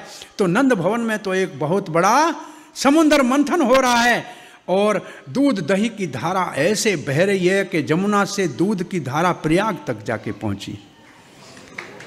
इतना दूध था, इतना दही था, और ऐसे मक्खन एक दूसरे के ऊपर मार रहे हैं। 125 साल की एक बुढ़िया, दांत नहीं कुछ भी, नंद बाबा के भी जन्म उत्सव में आई थी। कहती है ऐसा जन्म उत्सव आज तक नहीं देखा। तब तक एक ग्वाल ने मक्खन का गोला फेंका, आप मैया मक्खन को निकल गई। बोला यहां कोई भूखा नहीं। बड़ा सुंदर, और सारे देवता नंद उत्सव को देखने के लिए आए। शंकर जी अपने बैल के ऊपर चढ़ के ब्राह्मण के रूप में आए। नंद बाबा गाय दे रहे, 20 लाख गाय। शंकर जी पूछ पकड़ के, बैल को पकड़ के खड़े हो गए, कहीं मेरा ये बैल न दान कर दे। और मैया पार्वती ने गणेश को छाती से लगा दिया था, ये छोटे हाथी दे रहा है, बड़े हाथी दे रहा है, कहीं हाथी का बच्चा। हाँ, हाथी दिया, घोड़े दीना और दीनी पालकी। हाँ, हाथी दिया, घोड़े दिया, पालकी दिया, छोटन को, बड़न को, हाँ छोटों को दिया क्या लड्डू, और बड़ों को लापसी दिया, हलवा दिया, दांत नहीं थे ना। तो नंद के उत्सव में तो कहते हैं कि लक्ष्मी ब्रज में क्रीड़ा करने लगी। इसका अर्थ यह है कि नंद बाबा का नाम है महामना, बड़ी उदारता से दान कर रहा था। गाय ले जाओ, सोना ले जाओ, चांदी ले जाओ। एक आदमी चांदी ले जा रहा था, दूसरे ने कहा अरे क्या लिया है? बोला चांदी, नंद भवन से चांदी सोना मिला, और चांदी उधर फेंक दिया। चला गया नंद भवन में, सोना उठाया, अरे सोना लाए, उधर हीरा मोती सोना। नंद जा रहे ब्रज में, जहां देखो कहीं सोना, कहीं चांदी, कहीं हीरा, कहीं मोता। वो लक्ष्मी की क्रीड़ा स्थली बन गई। वैसे भगवान श्री चैतन्य महाप्रभु के प्रकट्य के बाद उनके पिताजी कहते हैं, मिश्रा जी कहते हैं कि जब से ये श्री कृष्ण चैतन्य प्रकट हुए हैं, किसी वस्तु का अभाव नहीं है, सब चीज़ें अपने आप यहाँ प्रकट हो रही हैं। तो भगवान आते हैं तो लक्ष्मी तो वहाँ सेवा करने के लिए अपने आप प्रकट हो जाती है। और जैसे नंद उत्सव पूरा हुआ है, नंद बाबा को चिंता हुई कि कंस का कर चुकाना चाहिए। बैलगाड़ियों के ऊपर दूध दही मटका भर के और मथुरा के लिए रवाने हुए हैं, और बाकी नौजवानों को गोकुल की रक्षा के लिए छोड़ा है। नंद बाबा ने जाके कंस को कर चुकाया, एक बगीचे में अपनी गाड़ी को खड़ा किया, वसुदेव मिलने के लिए आया। नंद और वसुदेव का मिलन, दो भाइयों का, दो मित्रों का ऐसा मिलन है। वसुदेव कहते हैं नंद, आपको इस उम्र में पुत्र हुआ, आपको बधाई हो, आप बड़े भाग्यशाली हो। और नंद बाबा कहता है वसुदेव आप हमारे भाई, हमारे मित्र, इतना संकट आपने सहा, हम आपके दुख में कभी आपकी सहायता न कर पाए, इस बात का हमको दुख है। तो नंद बाबा न अपने सुख की बात कर रहे हैं और वसुदेव अपने दुख की बात नहीं कर रहा है। वसुदेव नंद के सुख में सुखी है और नंद बाबा वसुदेव के दुख में दुखी है। फिर वसुदेव कहते हैं हमारा बलराम भी आपको ही पिता समझता होगा, जहां वो मानता है, जानता है कि मैं कृष्ण को छोड़ के आया हूं। और फिर वसुदेव ने कहा नंद जरा देर मत करना, जल्दी वापस गोकुल चले जाओ, गोकुल में उत्पाद होने हो सकते हैं। नंद बाबा ने तत्काल अपनी बैलगाड़ियां तैयार की और भगवान जो सबके हृदय में है उस भगवान का शरण लिया और नंद यहाँ से रवाने हुए। वसुदेव वापस अब वहाँ चले गए। इस बीच में मामा कंस ने पहला खिलौना अपने भांजे के पास, आकाश मार्ग से उड़ने वाली कामचारिणी खेचरी, एक गांव है ब्रज में खेचरी, खे कहते हैं आकाश में, चरने का मतलब आकाश में उड़ने वाली, अपनी रूप बदल के जाने वाली। पूत ना मतलब जो पवित्र नहीं है, पूत माना पवित्र, ना मतलब नहीं, पूतना को भेजा। और भगवान ने कहा कि ये पूतना जाके किसी, और पूतना कैसी है, बाल घातनी। ये शब्द सुन के परीक्षित का चेहरा उतर गया कथा सुनते सुनते। तब सुखदेव महाराज कहते हैं जिसके नाम लेने से कोई अनिष्ट नहीं हो सकता है, वो साक्षात जहाँ बैठा हुआ हो वहाँ ये पाक ये बाल घातनी क्या बिगाड़ सकती है, सिद्धांत स्थापित कर रहे हैं सुखदेव महाराज। और फिर ये पूतना भगवान ने प्रेरणा दी कि और कोई ब्रज का बच्चा नहीं मरेगा, तुम सीधा मेरे पास सीधी आ जाओ मासी। और पूतना जी गोकुल में उतरी और इतनी सुंदर लग रही थी, ब्रजवासी देख के अरे देवी, लगता है कि अपनी पति से मिलने लक्ष्मी तो नहीं आई है। और सभी आनंदित हैं और पूछ रहे नंद भवन कहाँ है। और नंद भवन में घुस गई और नंद बाबा के कमरे में चली गई, किसी ने रोका नहीं। और ये पीला पीतांबर झीना झीना ओढ़ा हुआ, ये नील कमल सोया हुआ है, एक तरफ रोहिणी मैया बैठी है, एक तरफ यशोदा मैया बैठी है, और दोनों को कहती है, बच्चे को ऐसी आंखों से देख रही है, टुकर टुकर, दूध नहीं पिला सकती? बस बच्चा पहली बार देखा है क्या? लाओ मैं दूध पिलाती हूं। भगवान की योग माया ने भगवान की माताओं को भी लीला के लिए भुला दिया, और इसने उठाया बच्चे को और अपना स्तन उसके मुख में दे दिया, और भगवान ने आंखें बंद कर दी। कृष्ण ने आंखें क्यों बंद कर दी? आचार्यों ने बड़े भाव लिखे हैं। पहले तो भगवान ने कहा मैंने इसके ऊपर दृष्टि डाली तो ये सुंदर जो बन के आई है ये वापस बंदरी बन जाएगी, मेरी माँ डर जाएगी, ये अपने स्वरूप में आ जाएगी ना। भगवान ने देखा तो जो जैसा है वैसा हो जाएगा। और दूसरा भगवान ने कहा आई है दूध पिलाने माँ, और श्रृंगार करके पत्नी वाला आया है, ये बहुरूपी है, इसका मुंह देखना ठीक नहीं। फिर भगवान ने कहा देखो मैं आया हूँ दूध दही मक्खन खाने ब्रज में, और ये विष लगा के आई। अरे विष पीना तो भगवान शंकर का काम है, कोई बात नहीं। भोलेनाथ को ध्यान करके आंखें बंद करे, आइए भोला जी आप विष पी लीजिए, मेरे को दूध पीने दीजिए। और दोनों आंखें चंद्रमा और सूर्य हैं, और यही मार्ग है जाने का सबका, या अर्ची मार्ग से जाएगा या देव मार्ग से जाएगा। ये तो आंखें दोनों कहती हैं ये तो बड़ी राक्षसी है, इसको तो गति मिलेगी नहीं, हम कुछ नहीं कर सकते। आंखें बंद करते हैं, भगवान जो चाहे वो करे। और उसने जैसे स्तन मुख में दे दिया, भगवान ने उसका दूध क्या पिया, उसके प्राण खींचने लगे, और कहती है पूतना मुझे छोड़ो छोड़ो। भगवान कहते हैं मुझे पकड़ना आता है, छोड़ना आता ही नहीं। एक बार पकड़ लिया तो मैं छोड़ता नहीं हूं। और उसको पीड़ा हुई और भगवान ने प्रेरणा दी कि यहां से भाग। बोला क्यों? बोला अब तुम गिरेगी तो अपने रूप में आएगी, और ये नंद भवन मुझे नहीं गिराना है, सीधी यहां से भागती हुई वहां चल जहां कंस का 12 कोस का सुंदर फल वाला बगीचा है। जब वहां पहुंची तो पूतना का प्राण निकला, धड़ाम से नीचे गिरी, और गिरते ही 12 कोस की बड़ी राक्षसी बन गई। और भगवान वो स्तन उनका एक चट्टान की तरह उसके ऊपर बैठे हुए हैं। और ब्रजवासी कहते हैं उसकी अलकें अलीगढ़ में गिरी और हाथ हथरस में गिरे। ये हथरस और अलीगढ़ ब्रज के चारों ओर गांव है, इतनी बड़ी भयानक हो गई। और यहाँ माँ यशोदा तो मूर्छित हो गई, रोहिणी मूर्छित हो गई, बाकी गोपियां दौड़ी उसके पीछे। पूतना कैसे? वहां जाके देखें ये तो बड़ा दो जैसे नदी के तट हो ऐसी उसके दोनों जांघें पड़ी है, और उसकी नासिकाएं गुफा जैसे कोई पर्वत की गुफाएं हैं, उसके दांत जैसे कोई पर्वत की श्रृंखला है, और स्तन पर्वत की चोटी उसके पास में बाल खेल रहा है। गोपियां बोला ऐसे इतनी बड़ी के ऊपर चढ़ेंगे कहाँ? उसकी चोटी दोनों तरफ की डबल चोटी की हुई थी ना, श्रृंगार करके आई थी डबल चोटी, वो डबल चोटी की सीढ़ी बनाई और उसको बांध के, और उसके ऊपर से गोपियां उसके सर के ऊपर पांव रख के चढ़ गई, और कन्हैया को उठा के गोपियां नीचे उतर आई। उतर आके सीधा गाय की खुर की धूली ली, गाय की पूंछ ली, गोपाल तेरे माथे की रक्षा करे, गोविंद तेरे भुजा की रक्षा करे, और गोपीनाथ तेरी छाती की रक्षा करे। ऐसे बाल रक्षा के बहुत सुंदर मंत्र पढ़ने लगे। फिर गोपियों ने कहा हम तो मुर्दे के ऊपर चढ़ के मंत्र पढ़ रही हैं, पहले हम तो शुद्ध हो जाएं। और फिर गोपियों ने आचमन आदि किया, फिर वापस मंत्र किया, पढ़ा, फिर बच्चे को लाया, यशोदा को दिया, यशोदा ने दूध पिलाया, और बच्चा दूध पीने लगा। मैया ने कहा बच्चे को कुछ नहीं हुआ, और यहाँ बच्चा पहुँच गया, और बच्चा सुरक्षित है, और पूतना का भगवान ने उद्धार कर दिया। ये अविद्या रूपी झूठ मूठ के गुरु के रूप में आई थी, कह रही थी दूध पिला रही थी लेकिन विष पिला रही थी।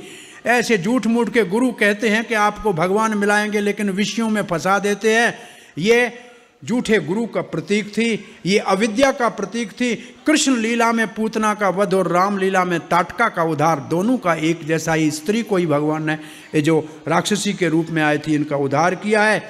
नंद बाबा वापस लौट रहे हैं तो देखें रास्ते के ऊपर पर्वत गिरा हुआ है। सुबह यहाँ से गए थे, रास्ता साफ था, ये पर्वत कहाँ से गिरा? वसुदेव बड़ा कोई ज्योतिषी है, पता नहीं इतना बड़ा विद्वान है, उसको सब पता लगता है। वो कह रहा था ब्रज में उत्पात होंगे, सचपच यहाँ तो बड़ी राक्षसी इतनी बड़ी भयानक है, ये वापस जीवित न हो जाए।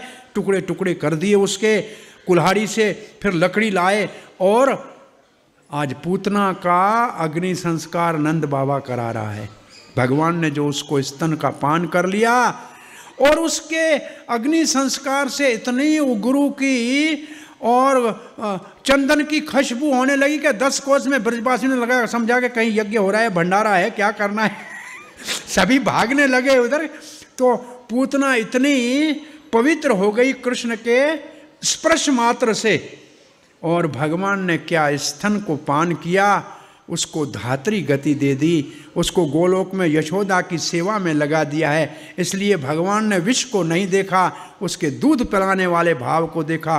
कल आपको बलि चरित्र सुनाया था। बलि की एक बहन थी। बलि की बहन जब वामन देव को आते हुए देखा तो सुंदर बालक को देख के रतनमाला ने कहा, ये बच्चा हो तो दूध पिला दूं, मेरा ऐसा बच्चा होना चाहिए। भगवान ने कहा ठीक है, तेरा इच्छा पूरी करेंगे। बलि महाराज को जब वरुण पास से बांध दिया भगवान ने, तब कहा इसको तो विष देना चाहिए। भगवान ने कहा ये भी तेरी इच्छा पूरी करेंगे। तो बलि की बहन ये पूतना बन के रतनमाला आई और भगवान ने इसकी दोनों इच्छाएं पूरी की। इसके बाद भगवान श्री कृष्ण 3 महीने के हुए, करवट बदलना शुरू की। मैया ने बड़ा उत्सव किया, गोपियां घर में आई, मैया ने दूध पिला के कृष्ण को बाहर एक लकड़ी का छकड़ा था, एक बैलगाड़ी जैसी लकड़ी की थी, उसके ऊपर घी दूध दही के बर्तन रखे थे, उसके नीचे सुला दिया और छोटे बच्चों को कहा इसकी देखभाल करना, रोए तो मुझे बुलाना। और अंदर गोपियां गाने और खाने लगी। कृष्ण ने बोला उत्सव मेरा, नाम मेरा, खा ये रही है और मेरे को घर से बाहर, मैं रसराज और मेरे ऊपर गौ रस रखा है। अरे ये मेरे से तो ठीक नहीं है, क्या करना चाहिए? तब तक एक असुर जिसको वरदान था कि अपना हवा की तरह बिना दिखाए उस छकड़े के अंदर प्रवेश किया, शकट के अंदर प्रवेश किया। भगवान ने कहा वैसे गोपियों को तो भी अपनी ओर बुलाना है और ये मामा का दूसरा खिलौना जो आया है इसको भी खेल के देख लेता हूँ। भगवान ने अपना पाँव छोटा सा उठाया 3 महीने वाला और उस छकड़े के एक्सल को लगाया, धड़ाम से छकड़ा नीचे, सारे बर्तन नीचे, आवाज हुआ, गोपियां सब भागती आई, क्या हुआ क्या हुआ, किसने गिराया? वो बच्चे कहते हैं इतने पाँव माला। अरे इसने पाँव कैसे मारा होगा, इसके पाँव से इतना छकड़ा गिरता है कि बच्चे सच बोल रहे थे, लेकिन कोई बात नहीं मानी और कन्हैया को उठाया, माँ ने दूध पिलाया, फिर स्वस्ति वाचन कराया, फिर ब्राह्मणों को दान दिया। 1 साल का कृष्ण हो गया। वैसे क्रम ऐसा है कि इससे पहले नामकरण संस्कार हो गया है, लेकिन भागवत में नामकरण संस्कार आगे आएगा 8वें अध्याय में, लेकिन यहाँ भाव में पहले लीला कहे गए हैं, क्रम में नहीं है। वो 1 साल का जब श्री कृष्ण हो गया, मैया दूध पिला रही, मैया दूध पिला रही है, कृष्ण भारी होने लगे। मैया ने समझा मेरा पाँव सो गया है, लेकिन कन्हैया ने समझा कि मामा हेलीकॉप्टर भेज रहा है, क्योंकि आकाश में घूमना है ना, मामा बहुत खिलौने भेजे। तो मैया ने कृष्ण को नीचे रख दिया। जैसे कृष्ण को नीचे रख के मैया गई, वो तृणावर्त बमंडल के रूप में आया और कृष्ण को उठाया, आकाश में ले गया। कृष्ण ने गला पकड़ लिया। अब ऊपर से कृष्ण गोकुल को देख रहा है, बड़ा अच्छा लग रहा है। वो अगर जाए मथुरा की तरफ तो कृष्ण भारी हो जाए और गोकुल के ऊपर घूमे तो हल्का। और थोड़ी देर के घूम के देखा और फिर कृष्ण भारी होने लगा। उसने बोला सामने काला पत्थर मेरे गले में किसने बांधा है, और उसका सर नीचे, और वो वापस उधर ही नंद भवन में आके एक पत्थर के ऊपर सर गिरा, उसका सर फट गया और कृष्ण उसके पास में वैसे प्रेम से बैठे थे। तो तृणावर्त का भगवान ने यहाँ उद्धार कर दिया और एक तृणावत शिला आज भी नंदगांव अपन गोकुल में जाते हैं तो पड़ी हुई है वहाँ नंद भवन में। आज फिर नंद बाबा ने ब्राह्मणों को बुला के स्वस्ति वाचन आदि कराया। इसके बाद भगवान श्री कृष्ण की बाल लीलाएं शुरू होती हैं। और बाल लीलाएं शुरू जो होती हैं उन शुरू बाल लीलाओं में पहले तो भगवान का घुटनों के भर रेंगना शुरू होता है, और फिर पाँव में जो बांधे हुए घुंघरू हैं, जो पायल है, उसका आवाज़ सुन के उसका आनंद लेते हैं। फिर थोड़े बड़े हुए तो बछड़ों की पूंछ पकड़ के और उसके पीछे भागते हैं। और फिर माखन चोरी का अब प्रसंग आ गया। माखन चोरी का प्रसंग आने से पहले एक दिन माँ दूध पिला रही है कृष्ण को, और 1 घंटा हो गया, 2 घंटा हो गया। मैया ने कहा इतना दूध पिएगा तो अपच हो जाएगी। तो भगवान ने जमाई ली, और जमाई ली तो पूरा ब्रह्मांड दिखा। अरे मैया तू क्या समझती है, तेरे दूध से मेरा अपच होगा? पूरा ब्रह्मांड मेरे पेट में पड़ा है, कितना भी पिएगा क्या होगा, पूरी दुनिया अंदर है। और फिर मैया ने अब तो रूप तो दिखा दिया भगवान ने, अब नाम भी तो होना चाहिए ना। तो असल में नामकरण संस्कार पहले होता है, फिर माखन चोरी शुरू होती है। नामकरण संस्कार का प्रसंग है। वसुदेव महाराज ने देखा कि मेरे 2 बेटे, बलराम जी रोहिणी का पुत्र और मैं कृष्ण को छोड़ के आया हूँ, अभी तक नाम नहीं हुआ है, और बच्चे का नाम 6 महीने से पहले कम से कम रख देना चाहिए, नहीं तो नाम बिगड़ जाता है। तो गर्ग आचार्य को भेजा। गर्ग आचार्य जैसे ही गोकुल में प्रवेश हुए, अधोक्षजय की वृत्ति से नंद बाबा ने उसका सम्मान किया। कहा कि आप तो साक्षात ज्योतिष शास्त्र का मूर्तिमान स्वरूप हैं, और आप आ ही गए। आप जैसे महात्मा हम जैसे गृहस्थियों के हित के लिए विचरण करते हैं, नहीं तो आपको घूमने की जरूरत नहीं है। हमारे 2 बालकों का नामकरण संस्कार तो कर दीजिए ना। गर्ग आचार्य कहते हैं मैं हूं यदुवंशियों का पुरोहित। कंस को अभी तक संदेह है कि वसुदेव की लड़की नहीं हो सकती, लड़का कहाँ है पता नहीं। मैंने अगर नामकरण संस्कार किया तो कंस को संदेह हो जाएगा, और आपके बालकों के लिए अच्छा नहीं है। नंद बाबा ने कहा कोई उत्सव नहीं करेंगे? बोला आपने इतने बड़े उत्सव, नंद उत्सव इतना किया, और उसके बाद वो करवट बदल दी तब बड़ा उत्सव कर दिया। बोला नहीं नहीं नहीं, नामकरण के लिए बाहर भी नहीं, हमारे महल की गौशाला में गोबर पहले लेपा हुआ है, लोग सब बाहर चले गए हैं। स्वस्ति वाचन केवल करना, 2 माताएं होंगी और एक मैं और एक आप, बस 2 बच्चे, किसी को कुछ नहीं कहेंगे। आप कृपा करके नामकरण संस्कार कर दो। आया ही गर्ग मुनि नामकरण संस्कार करने था। अब गौशाला में दोनों माताएं बच्चों को लेके बैठी हैं। गर्ग आचार्य कहते हैं ये जो रोहिणी नंदन है ये संकृष्ण के नाम से प्रसिद्ध होगा, इसको बलभद्र भी कहेंगे, राम भी कहेंगे, और इनके अर्थ पहले बता दिए हमने। और फिर कृष्ण की ओर देखकर कहते हैं ये तो जुग जुग में अवतार लेता है, ये कभी रक्त वर्ण में आता है, अब नील वर्ण में आता है, आया है, फिर पीत वर्ण में आएगा, पीले रंग में आएगा। भगवान चैतन्य महाप्रभु के अवतार की भविष्यवाणी कर दी। और फिर कहा कि पहले जो वसुदेव का बेटा था ना, वो आपका भी नंद बेटा है। ये भी सही कहा कि वसुदेव के वहां प्रकट हुआ, ये आपका भी बेटा है। और फिर कहा कि इसमें नारायण के समान, नारायण समोह गुण है, लेकिन जीव गोस्वामी कहते हैं नारायण असमोह गुण है, नारायण में भी गुण नहीं है, वो इसमें गुण होंगे। ये आप सब गोकुलवासियों की रक्षा करेगा, आप अब इसको प्रेम से पालन करो। ऐसे सुंदर नामकरण संस्कार करके गर्ग आचार्य तो यहाँ से विदा हुआ। उसके बाद भगवान की बाल लीलाओं में माखन चोरी की लीला भगवान ने पहले अपने घर से शुरू की। कहा पहले अपने घर से मक्खन चुराना चाहिए। और माँ यशोदा की मटकी के अंदर हाथ डाला, मक्खन का लोंदा उठाया, और नंद भवन के महल के पिलर में अपनी शक्ल को देख के कहा तुमने मेरे को देख लिया क्या?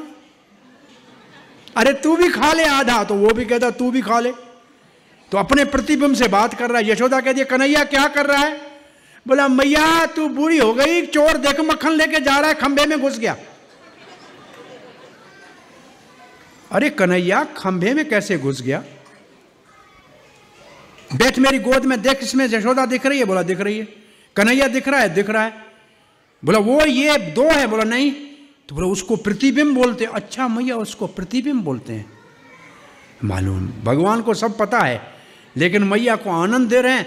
मैया ने हाथ में मक्खन देखा, बोला बेटा मक्खन चोरी नहीं करो, नहीं तो तेरा विवाह नहीं होगा। अरे मैया, मैया न, ये नंद किसका बाबा? अरे बेटा तुम्हारा बाबा। ये गैया किसकी? बेटा तुम्हारी गैया। अरे मैया तू किसकी? मैं तुम्हारी मैया। ये दूध दही मक्खन किसका? बेटा तुम्हारा।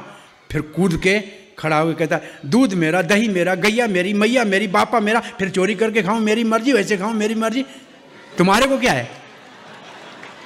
इतनी बड़ी भूमिका बना के अब आज तो चोरी में फेल हो गया, दूसरे दिन फिर चोरी करने गया अपने ही घर में। मटके में हाथ डाला, माखन हाथ में लिया और माँ कहती है कृष्ण क्या कर रहे हो? पिता, ये मेरे बाप क्या कर रहे हो? पिताजी क्या कर? अरे बड़ा संकट है मैया, इस वक्त डिस्टर्ब मत करो, बहुत बड़ी परेशानी। अरे क्या परेशानी है बता तो सही। पद्मराग कड़ा लाल ऐसा डाला है, हाथ जल रहा था, मैंने वेदों से सुना है माखन में डालने से हाथ ठंडा कर रहा। ना यशोदा ने आके कहा हाथ ठंडा कर रहा है, ये मुख के ऊपर माखन कैसे लगा? अरे मैया मक्खी आ गई थी, उड़ा रहा था। ब्रज के हर एक घर में कन्हैया ने माखन की चोरी की। एक श्लोक का रसास्वादन कीजिए। गोपियां आके यशोदा को शिकायत करती है, वत्सान मुंचन कौचिद समय क्रोश संजात हास। गोपियां आके कहती हैं यशोदा, पहली बात कहती है ये तुम्हारा लाला हमारे घर में आता है, बिना समय बछड़ों को खोल देता है। तो यशोदा ने कहा आपकी सेवा करता है, बछड़े खोलता है? बोला जब गाय का दूध निकालें तब खोले तो अच्छा है, जब दूध का समय नहीं होता है तब खोल देता है। बोला फिर तुम गुस्सा करो। बोला गुस्सा करते हैं, हंसता है, और ये हंसता है तो हमारा गुस्सा खत्म हो जाता है। बोला लीला कौन सी? एक गोपी बड़ी चतुर थी, वो मक्खन की मटकी अपने कुर्सी के नीचे, मूढ़े के नीचे रखे ऊपर बैठी और कन्हैया अपने ग्वाल बालों के संग आ जाओ, हमने सुना है कि मक्खन कहीं भी रखा है तुम्हें पता लगता है, हमारे घर में मक्खन ढूंढ के खिला के दिखाओ, तुम्हें राडार लगा हुआ है मक्खन पता ढूंढने का। कन्हैया ने देखा कि मक्खन तो गोपी की कुर्सी के नीचे है। कन्हैया ने ग्वाल बालों का कहा इसके बछड़े खोल दे। ग्वालों ने बछड़े खोल दिए और बछड़ों ने गाय का दूध पीना शुरू किया। और कन्हैया ने कहा ए गोपी वो देख बछड़े दूध गए, पी गए। हाँ, वो गोपी भागी बछड़ों को। कन्हैया ने मटका उठाया, उसी मूढ़े के ऊपर बैठ के माखन खाने लगा। गोपी बछड़े बांध के वापस आई। बोला गोपी तुमने कहा माखन ढूंढ लो, ये माखन तुम्हारा, मैं खा रहा हूँ, ये हम भाइयों को भी खिला रहा हूँ। और आचार्य कहते हैं इसका एक और भी अर्थ है, वत्स मुंचन असमय। वत्स है भक्त और मुंचन है उसको मुक्त करना। असमय का मतलब उनका समय नहीं आया है, उससे पहले भगवान उनके कर्मों का चिट्ठाई फाड़ देता है, उसको मुक्त ही कर देता है। तो भगवान बड़ा दयालु है। तो ये पहली लीला, ये गोपियां शिकायत कर रही हैं। और दूसरी गोपी कह रही है स्तेयम स्वाद्वाति अथ दधी पयः। गोपी कहती है जो सबसे स्वादिष्ट दही हम अपने पति और पुत्रों के लिए रखते हैं अलग, कुछ बेचने वाला अलग होता है, उसको ये बड़ी चतुराई से आके चोरी करता है और रोज नया नमूना निकालता है। तो पहले दही की चोरी की बात कर रहे हैं। कन्हैया एक गोपी के घर में घुस गया, बड़ा जमा हुआ दही है, उसको बैठ के लपालप खाने लगा। गोपी ने कहा अरे कन्हैया क्या कर रहा है? बोला मैया दही खा रहा हूं। अरे तेरी मैया का घर नहीं है, मेरा घर है। मैंने समझा मेरा अपना घर है, तेरा घर नहीं है, मेरे घर में दही खा रहा है, तुमको मैं तुम्हारी मैया के पास पकड़ के ले जाऊंगी। ए गोपी तू बूढ़ी हो गई है, ना तेरी बहू ना तेरी बेटी, दही में इतनी चींटियां पड़ गई है, मैं चींटी निकाल रहा हूं दही से। अरे चींटी निकाल रहा है? कहां गई चींटी? वो बिल में चली गई। तो ये तेरे हाथ में दही लगा है तो ठीक है, तू चींटी निकाला है, मुख में दही कहां से आया? एक चींटी यहां से चढ़ी, ऊपर जाती जाती मुख में चली गई, उसको हटा लिया। गोपी ने कृष्ण को पकड़ा दही वाले हाथ से, कहा आज मैं यशोदा को दिखाऊंगी। रंगे हाथों पकड़ के आई, बाहर गोपी लेके निकली। उस गोपी के बेटे को कहा कन्हैया ने आजा, वो साथ आ गया। बाहर निकली, सामने बड़ा गोप आ रहा था। कन्हैया ने कहा गोपी लज्जा नहीं आती है, ऐसे मुंह खुले जाती है, घूंघट नहीं निकालती है, देखो बड़ा आ रहा है सामने।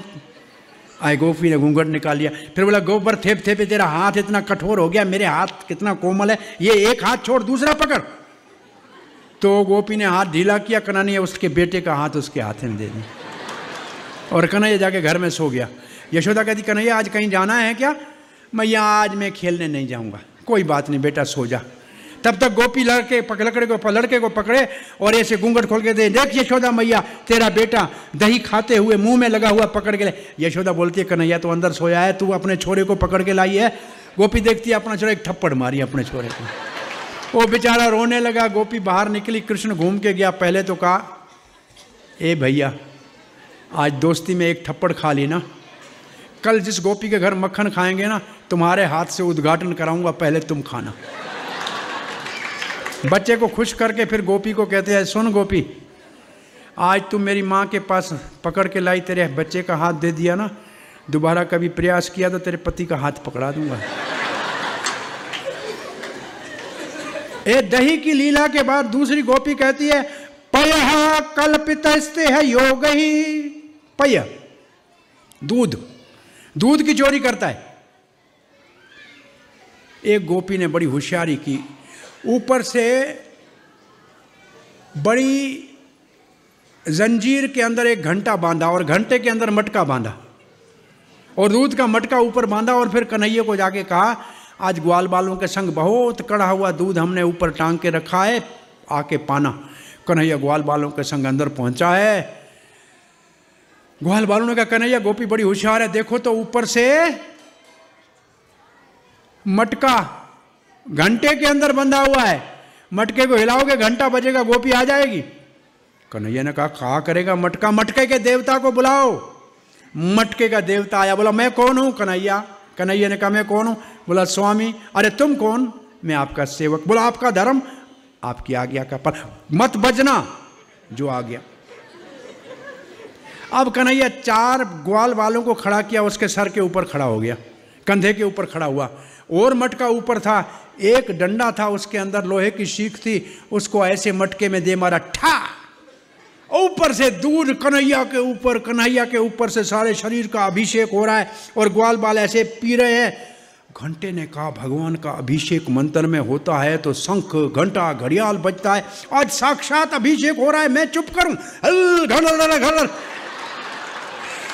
घंटा जोर से बजा और गोपियां चारों ओर पहले से तैयार खड़ी थी, चारों ओर से आगे खड़ी हो गई, घेरा डाल दिया। अब कन्हैया नीचे उतरा, ग्वाल बाल कहते कन्हैया अब क्या करें? बोला जो गुरु करे वो चेला करे। बोला क्या करा? बोला दूध भरो मुंह में। सबने मुंह में दूध भरा। बोला जो गोपी सामने आए ना, फू सीधा दूध गोपी के मुंह। अब सब गोपियों के मुंह में दूध डाल के, इसको कहते हैं फुफकार लीला। ये चंपूकारों ने बहुत सुंदर लीलाओं का वर्णन किया है। और सब गोपियों के मुंह में दूध डाल के गया। लोग धूल डालते हैं, कन्हैया दूध डाल के और भाग गया। हरे कृष्णा कृष्णा कृष्णा हरे हरे, हरे राम राम राम हरे हरे। फिर लिखा है मरकाम भक्षम, बंदरों को खिलाता है। मरकाम भक्षम बंदरों को खिलाता है। जब बाहर की गोपियों के घर में जाता है तो बहुत से बंदरों को खिलाता है। और नंद भवन में एक बंदर, एक वचन में बंदर लिखा है, वहां हनुमान जी केवल अकेले आते हैं। और बाकी घरों में जाता है बहुत से बंदर आते हैं।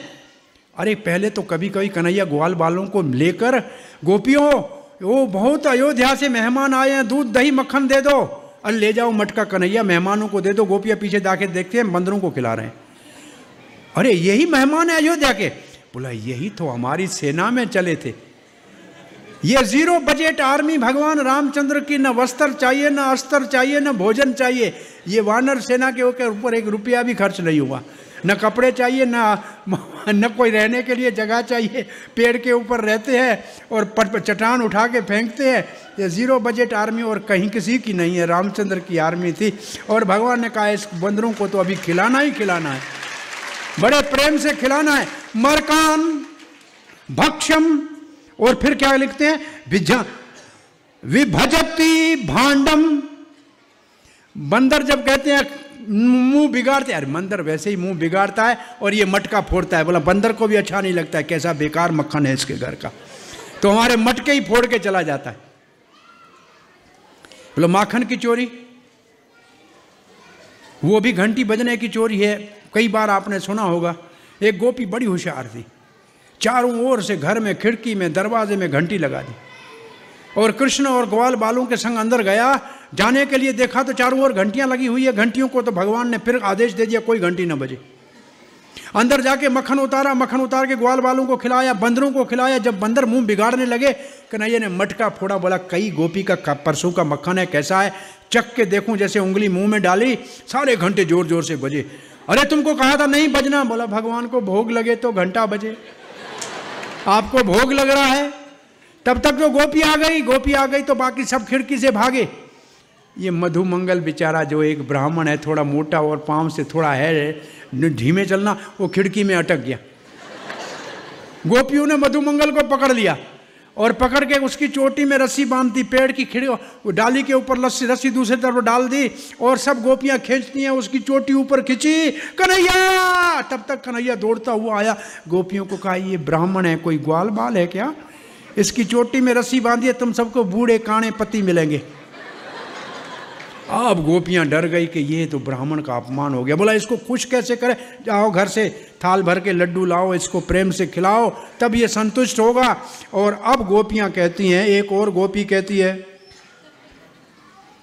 द्रव्यलाभे सग्रह कुपितो याते उपक्रोशतो कान। अगर घर में कुछ भी नहीं मिलता है ना, जो जाते समय सोए हुए बच्चों को चुंटी लगा के और जगा के चला जाता है। बोला कौन सी लीला। एक गोपी ने कहा कन्हैया को, कन्हैया मेरा बच्चा रो रहा है, इसको थोड़ा चुप कराओगे। कन्हैया बोला हाँ चुप क्यों नहीं कराऊँ, क्या देगी। बोला मक्खन दूंगी। हाँ तो कन्हैया ने कहा सो जा भैया, कल चलेंगे गैया चराने, तू बड़ा हो जाएगा, हमारा साथी बनेगा। बच्चा सो गया। अरे गोपी मक्खन दे दे। अरे कन्हैया आज माखन निकला ही नहीं है, तो दही तो दे दे। दही खट्टा है। अरे छाछ है गोपी। अरे छाछ में मक्खी पड़ गई।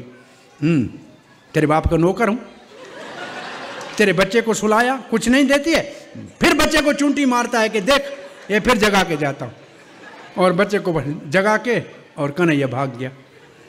और आगे वाले श्लोक में लिखा है कि घर में कुछ नहीं मिलता है, एक गोपी घर को लीप पोंछ के अच्छी तरह से कन्हैया को कहा हमारे घर में गया आओ। कन्हैया ग्वाल बालों के साथ उनके घर में गया। कोई मटके में कुछ नहीं, सारे मटके उल्टे पड़े। सब कहते हैं ग्वाल बाल ये कैसी तुम्हारी गोपी है जिसके घर में कुछ भी नहीं है, अब यहाँ क्या करें। कृष्ण कहते नई लीला यहाँ करनी है। बोला क्या करना है। बोला जो जिसको शंका है वो सारी शंका इसके घर के अंदर छोड़ के चलो। जहाँ पोछा लगा हुआ है, जहाँ लेपा किया हुआ है, यहाँ सारे जो बच्चों को करना था वो करके वहाँ से चले गए।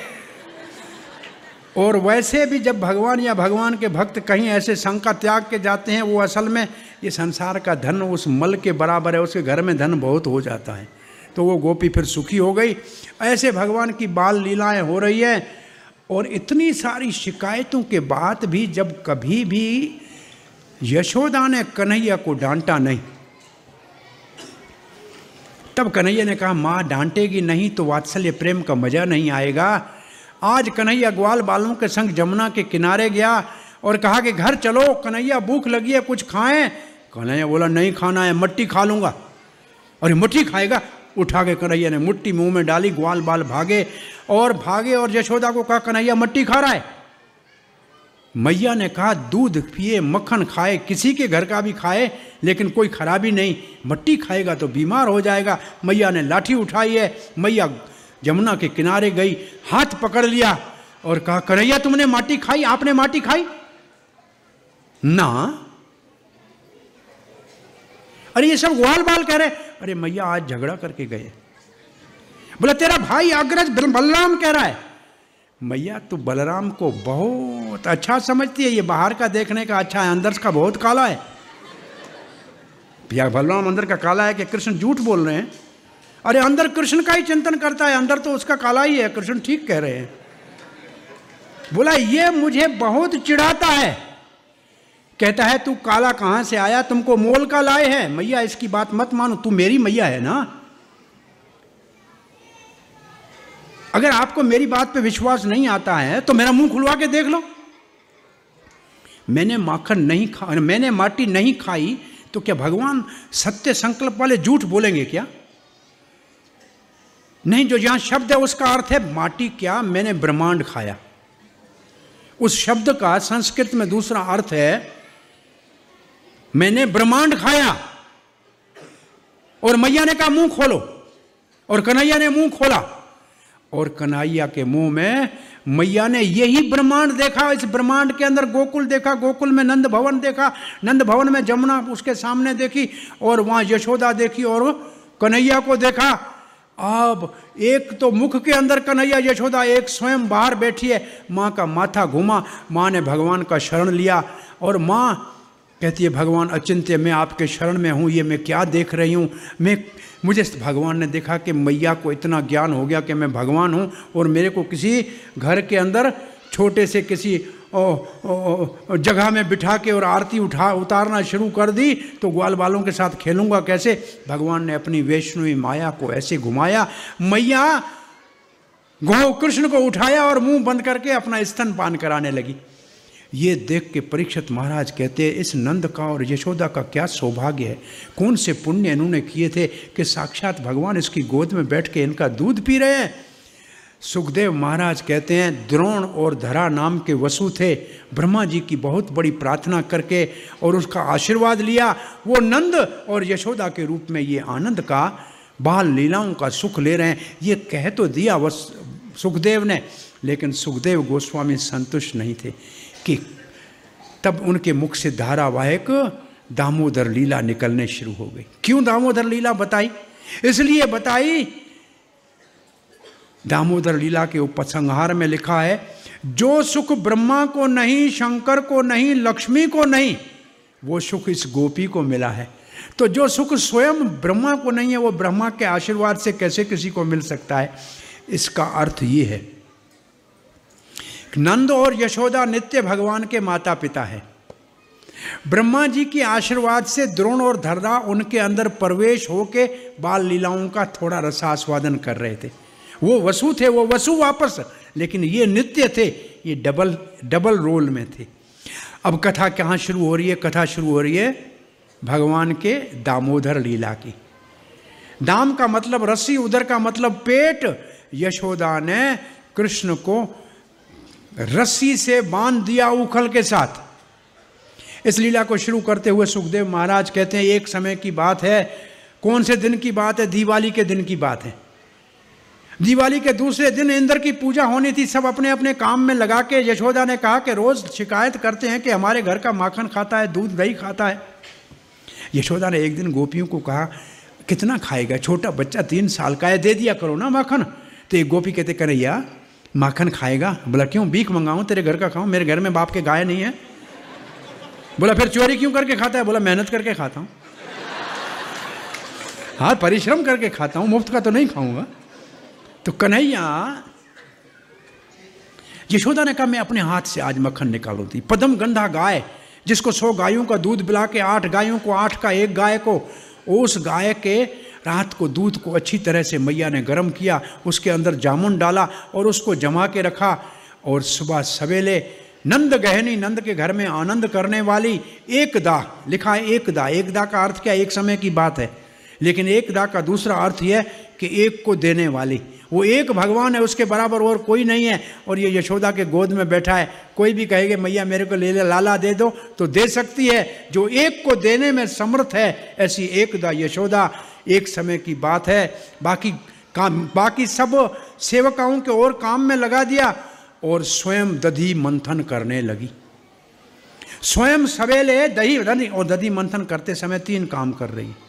शरीर से मंथन कर रही है, मन से कृष्ण का चिंतन कर रही है, वाणी से कृष्ण की लीला गा रही है। कृष्ण के पहले जो लीलाएं हुई हैं उनको गाथा बनाई है, गा रही है। और मैया मंथन कर रही है। 3 बार मंथन काले। मंथन का मतलब है साधन, और साधन शरीर से होता है, मन से होता है, वाणी से होता है। और ये माता तो सिद्ध है, ये तो राग आत्मिक भक्त है। प्रभुपाद ने इसके तात्पर्य में लिखा है कि जो राग अनोगा भक्त होना चाहें और वात्सल्य प्रेम का आनंद लेना चाहें तो यशोदा के पास खड़े होके इसका रूप देख ले। यशोदा कैसी है, लिखा है वो रेशम जो अलसी के पुष्पों से बनता है, नीले पुष्प कृष्ण के रंग के हैं लेकिन उसका रेशम पीला है, और सेफ्रॉन कलर की साड़ी पहनी है मैया ने, बालों में मालती के फूल लगाए हैं, मालती के फूल बालों में लगाए हैं। मैया ने कमर के ऊपर कस के पट्टा बांध दिया है, कमर कस के, हाथों में बड़े सुंदर कंगन डाले हैं, कानों में कुंडल डाले हैं, और मैया मंथन कर रही है तो परिश्रम हो रहा है, बालों से पसीना बह रहा है, स्तन से दूध चूके बाहर आ रहा है, क्योंकि दूध ये कह रहा है आज मैया मक्खन खिलाएगी तो हमको कन्हैया नहीं पिएगा, तो दूध बाहर आके मैया को दिखा रहा है। कन्हैया सोया हुआ है और मैया ऐसे मंथन कर रही है और कृष्ण का गुणगान कर रही है। भगवान ने कहा है कि कोई मेरा कीर्तन करता है तो मैं आ जाता हूँ। कृष्ण कहता है कि मैया ही कीर्तन कर रही है और मैं सोया रहूँ तो लोग विश्वास नहीं करेंगे। तो कृष्ण पलंग के ऊपर उठे, मैया मैया किया, मैया पास में नहीं थी, तो आंखें मसली, पलंग से नीचे उतरे तो आवाज आ रहा था ब्रम ब्रम, और फिर चूड़ी का छन छन, फिर गोपाल जय जय, और ये कीर्तन हो रहा है। मैया का मृदंग बजा, जो बज रहा है दही का मंथन। कन्हैया प्रेम के ऊपर चढ़ के बोला प्रेम आवन, प्रेम के कारण कन्हैया मैया के सामने आया, और जैसे मैया के सामने कन्हैया आया, मैया आंखें बंद करके गा रही है। कन्हैया बोला गा मेरा नाम ले रही है, मक्खन मेरे के लिए निकाल लिया, मुझे देख नहीं रही है, क्या करना चाहिए। ऐसे सोच के मंथनी को पकड़ लिया, मंथनी को पकड़ लिया, काम रुक गया। मैया ने काम बंद कर दिया और मुस्कुराया। मैया मुस्कुराई, मैया और कन्हैया अपने आप गोद में चढ़ गया। मैया ने ऊपर उठाया नहीं, कन्हैया ऊपर चढ़ गया। मैया ने कपड़ा रख दिया दही मंथन के ऊपर।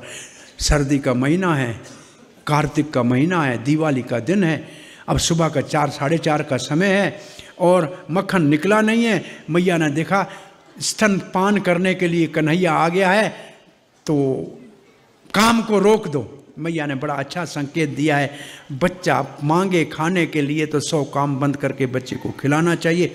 मैया ने वो बंद कर दिया और बच्चे को दूध पिलाना शुरू कर दिया। आजकल मैया को बच्चा कहता है भूख लगी है, मैया कहती है फ्रिज खोल के बेटा निकाल के खा लो। बच्चा फ्रिज को खोलता है, अंदर से ठंडी हवा आती है, कहता है मैया ठंडी हो गई। मैया गरम गरम कुछ नहीं खिलाती है, सब ठंडा खिला रही है। लेकिन यहाँ मैया ने काम बंद कर दिया।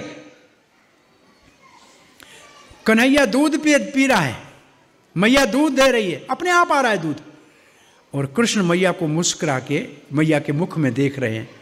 जब बच्चा दूध पीता है तब मैया के मुख को देख के उसको पहचान लेता है। 1000 माताओं में बच्चा अपने माँ को पहचानता है और माँ भी 1000 बच्चों में अपने बच्चे के रोने को पहचान लेती है। ये संबंध माँ और बच्चे में दूध पिलाते समय स्थापित होता है। इसलिए बच्चों को 3 साल से बड़ा है कन्हैया और यशोदा दूध पिला रही है। 5 साल तक जो माता बच्चे को दूध पिलाती थी उसको पद्मा, उसको कहते थे पद्मा, क्या ये माता पद्मा, पद्मनी। तो बच्चे को दूध माता जब पिलाती है तो बच्चे का माता के साथ संबंध स्थापित होता है। आजकल माताओं ने बच्चों को दूध पिलाना बहुत कम कर दिया है और हमारी सुंदरता खराब हो जाएगी इसलिए दूध नहीं पिलाती हैं। बच्चे को माताएं आजकल दूध कैसे पिलाती है जरा बताना तो, कैसे पिलाती हैं? हाँ, बोतल से। अब बच्चा जब बोतल को ऐसे पकड़ेगा और दूध पिएगा तो हंसेगा, देखेगा अरे मेरी मैया तू ही मेरा प्राण रक्षण करने वाली है। ऐसा उस बोतल से प्रेम हो जाएगा। 9-10 साल का होगा, 25 रुपया लेके और कोको कोला की बोतल लाएगा। अरे क्यों पी रहा है, मेरी मैया है, इससे मुझे प्रेम हो गया। और 25 साल तक तो जाके बियर और जानी वॉकर लेके पिएगा। अरे क्या कर रहा है, मेरी मैया है, बोतल मैंने बचपन में देखी थी। और ये 2 काम अगर किया, ये 2 बोतलें पी, तो फिर 40 साल से पहले अस्पताल में ग्लूकोज की बोतल, और ये बोतल ऊपर होती है, वो कहते हैं हाँ मैया तू ऊपर तो मैं भी ऊपर है। तो इसलिए बोतल से दूध नहीं पिलाओ, अपना स्तन का दूध पिलाओ। मैया प्रेम से दूध पिला रही है। बच्चे और मैया में बड़ा आनंद हो रहा है। दूध अंगीठी के ऊपर दूसरा चढ़ा है रबड़ी बनाने के लिए। वो प्राकृत दूध नहीं है। उस दूध ने देखा कि मैया का दूध खत्म नहीं होगा, कृष्ण का भूख खत्म नहीं होगा। आज मैं इतनी तपस्या कर रहा हूँ आग पे, अच्छा है आत्महत्या कर लेता हूँ। वो दूध उफन के आग में लगा। मैया की दृष्टि कृष्ण से हटी और दूध की तरफ गई। मैया ने कृष्ण को नीचे रखा। 3 साल के कृष्ण को मैया ने नीचे उतारा। पूतना 6 दिन के को उतार नहीं पाई। मैया ने नीचे रख दिया। मैया भागी। दूध ने मुंह लटका लिया कि माँ और बेटे के बीच में प्रेम को मैंने बाधा डाल ली। प्रेम में दूध का मुंह लटक गया, दूधा नीचे चला गया। माँ ने लकड़ी बाहर निकाली, पानी का छंटा दिया, दूध लज्जित होकर नीचे बैठ गया। कन्हैया ने कहा मैं दूध सागर को छोड़ के इसका बेटा बना, ये 2 किलो दूध के लिए मुझे नीचे पटक के चली गई। ये प्रेम। कन्हैया कहते मैं दिखाता हूं कि ये मटका जो है ना, ये भांडासुर, ये सुबह से मेरी माँ को मुझसे जुदा इसने किया है। और इतना परिश्रम, मेरी माँ पसीना पसीना हो गई। मैं माँ को सुख देने के लिए आया हूं कि परिश्रम कराने के लिए आया हूं? मैं इसको आज भांडासुर को ही तोड़ दूंगा, भांडा को, मटके को ही फोड़ दूंगा। और मसाला पीसने का पत्थर उठाया, अपने हाथ के कंगन को पकड़ा और नीचे जहाँ भरा हुआ मटका था वहाँ ढा से मारा और सोराख हुआ और सारा मही बाहर निकल आया। कन्हैया ऊपर नाचने लगा। आज मैया को पता लगेगा उसकी सास के ज़माने का पुराना मटका तोड़ दिया मैंने। ये मिट्टी के मटके होते हैं ना, जितने पुराने होते हैं, दही पी, दूध वो घी पी पी कर चमकने लगते हैं। नया मटका लाओगे फिर दूध दही पीना शुरू करेगा। इसलिए पुराने मटके को बहुत लोग पसंद करते थे कि पुराना मिट्टी का मटका हो, उसी के अंदर ही काम करना है। एक नेता था आजकल का, प्रवचन कर रहा था। देखो पहले आपने मेरे को चुना था, मैं मानता हूँ बेईमानी की, चोरी की, घर बनाया, बंगला बनाया, बच्चे को अमेरिका भेजा। अब दोबारा आपसे वोट लेने आया हूँ, मेरा पेट भरा हुआ है, अब कोई चोरी नहीं करूँगा। दूसरा मत चुना, वो यही करेगा जो पहले मैंने किया है। तो ये मटके पहले से खा पी के बैठे हुए हैं। कन्हैया को डर लगा कि मैया मटका फूटा है मारेगी, इसलिए कन्हैया भागा। और दिखाना क्या है कि मैं भूखा था, तो पास वाले कमरे में चला गया जिसमें मक्खन टंगा हुआ था। उस मक्खन को उतार के खाने लगा। यशोदा मैया वापस आई तो हंसी, अरे बड़ा चालाक है, बड़ा शरारती हो गया है, मटका फोड़ दिया। और फिर मैया को भय लगा कि कहीं भाग न जाए, डर के मारे जंगल में, अभी तक नाश्ता नहीं किया है, देर हो जाएगी। तो मैया ढूंढने लगी तो पाँव के निशान दिखाई दिए। सनातन गोस्वामी के पास कहते हैं कि 3 साल कृष्ण हो गया तो कृष्ण के चरणों के निशान के, वो जव का निशान सीधे पाँव के अंगूठे के नीचे नजर आ रहा था, नीचे अंकुश नजर आ रहा था, अंकुश के नीचे वज्र नजर आ रहा था, वज्र के नीचे ध्वजा, ध्वजा के नीचे कमल नजर आ रहा था। ऐसे भगवान के चरणों के बड़े चिन्ह को देखा, बोला यहाँ से गया है। और कौवे को उड़ते हुए देखा मैया ने, बोला ये यहीं खड़ा होगा। मैया ने लाठी उठाई और मैया दबे पाँव देख रही है तो कन्हैया क्या कर रहा है, उखल के ऊपर बैठा है और माखन का मटका हाथ में लिया है और माखन बंदरों को भी खिला रहा है, खुद भी खा रहा है। मैया ने कहा दबे पाँव जाऊं, कहीं मेरे को देख न ले। और कन्हैया तो उसी का बेटा है, आंख से देख लिया और एकदम उखल से कूद के भागा। आगे कन्हैया और पीछे मैया। कन्हैया बाहर निकल गया और मैया बाहर चली गई। सुबह का समय था, कोई था नहीं, और घर से बाहर चली गई। और मैया ने पीछे से जाके जब, और मैया के बालों के अंदर जो सुंदर मालती के फूल थे वो गिरने लगे। बोला ये वेद की ऋचाओं हैं मालती के फूल, कहते हैं तुम्हारे माथे के ऊपर रुकने के हम लायक नहीं हैं। जो भगवान के पीछे भागे उनके तो हम चरण चिन्हों के पीछे चलते हैं। वो बेचारे नीचे गिरने लगे। और सुखदेव महाराज कहते हैं योगी जिसको ध्यान में थोड़ी देर के लिए ध्यान में नहीं बिठा सकते हैं, ये गोपी साक्षात उसको पकड़ने के लिए जा रही है। और गोपी ने पीछे से पकड़ लिया। सुखदेव तो कृष्ण के पक्ष में थे, कहा ये गोपी का नितंब बहुत भारी है, स्तन भारी है, छाती कैसे पकड़ेगी बच्चे को। लेकिन गोपी ने पकड़ लिया और पकड़ के कन्हैया को कहा तुमने मटका फोड़ा। कन्हैया बोलता है पाँव की चांदी की कड़ी लगी हो गई, जल्दी में टूटा होगा, मुझे क्या पता। इतनी बड़ी चांदी की मोटी कड़ी पाँव में पड़ी है मैया। बंदरों को माखन कौन खिला रहा था? जिसने बंदर बनाए। तो बंदर है, बोला फिर मेरे को पकड़ा क्यों? छोड़ो, जंगल में जाने दो। आज तेरे को मैं दंडित करूंगी। गुराने लगी यशोदा कन्हैया कहे पहले ये लाठी फेंक, मैया लाठी फेंक, लाठी फेंक, बाद में बात कर। और दोनों आंखों से आंसू को, एक हाथ तो मैया ने पकड़ लिया, एक हाथ से आंसू को ऐसे बाहर निकाल रहा है, मुंह सारा आंसू से काला काला काजल बह के नीचे आया है। और कहता है लाठी फेंक। मैया अर्भक वत्सला, अरे बच्चा तो बाद में हुआ, पहले पड़ोसियों के बच्चों को भी प्रेम करती थी, वो कृष्ण को मारना नहीं चाहती थी, गुराना चाहती थी, थोड़ा सा भय दिलाना चाह रही थी।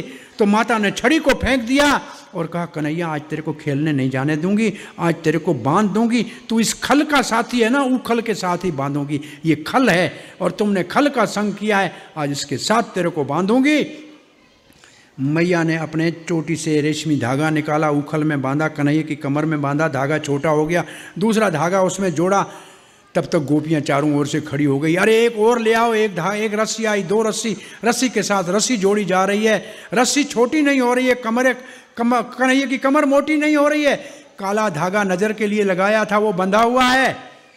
मैया को आश्चर्य लगा और गोपियां हंसती हुई कहते हैं अरे यशोदा इसके भाग्य में बंधन नहीं लिखे हैं, छोड़ दे, खुश हो जाओ। यशोदा कहते तेरे घर का मटका फोड़ता है तब शिकायत करती है, मेरे घर का फोड़ता है कहती है चुप हो जाओ, क्यों छोड़ दूं, मेरा बेटा है, आज बांधूंगी भले शाम हो जाए। कन्हैया ने पहली बार अपनी माँ की ओर देखा, माँ के परिश्रम को देखा, माँ को पसीना देखा, श्रृंगार समाप्त हो गया, माँ का श्रृंगार, फूल गिर गए, बाल बिखर गए। भगवान के हृदय में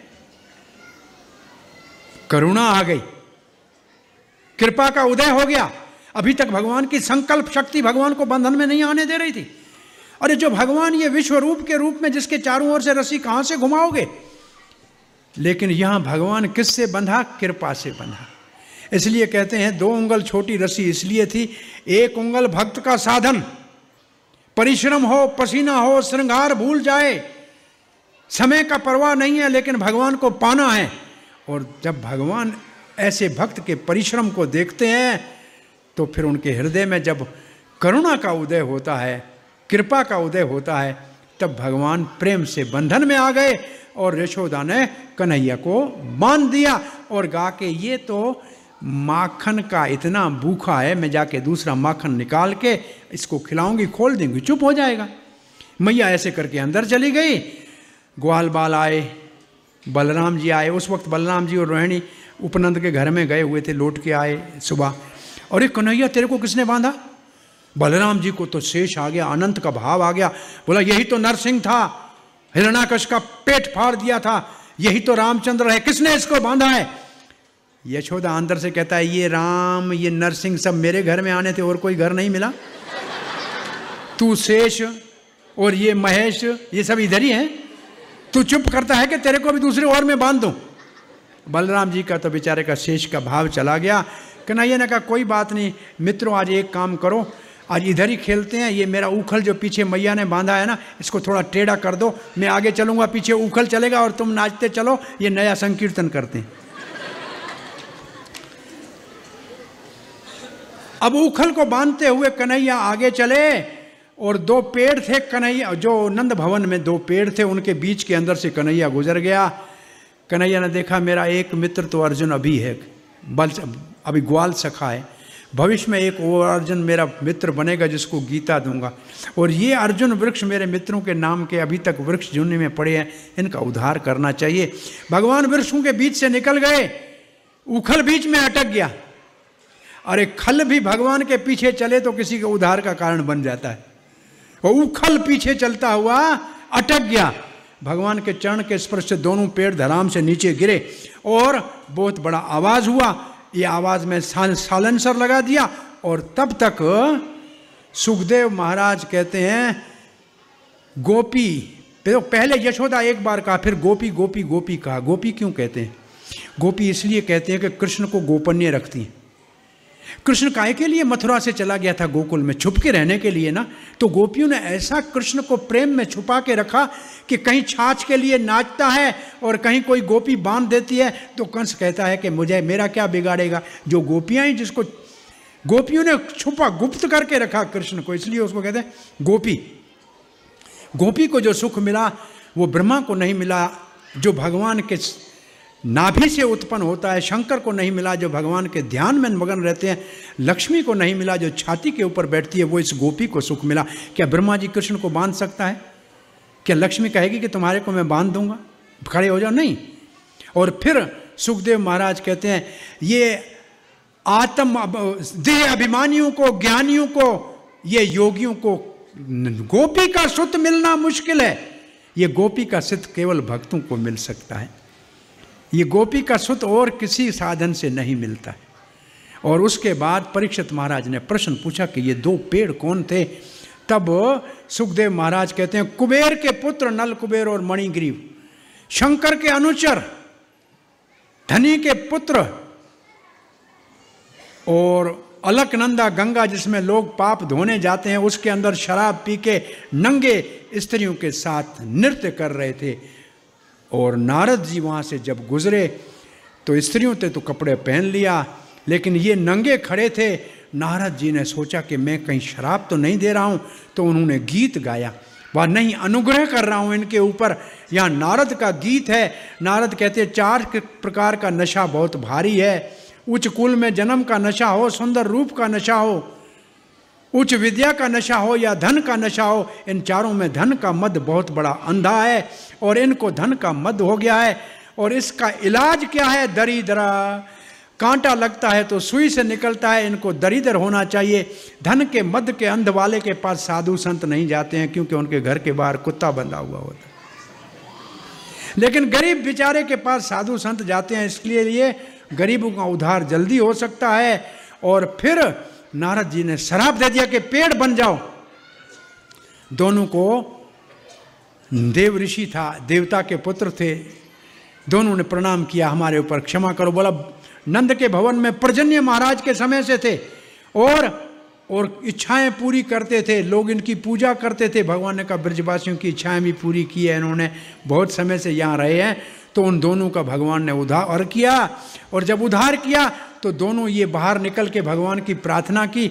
भगवान को कहा आपको खोल दें। भगवान ने कहा मूर्खो, तुम्हारे को बंधे हुए को मैंने बंधे हुए तुमको खोला है, तुम क्या खोलोगे? जल्दी करो, यहाँ से जाओ। अरे मेरा पिता आने वाला है, आपको देखेगा तो डर जाएगा कि आप कहाँ से निकल के आ गए, आपने मुझे बांधा है।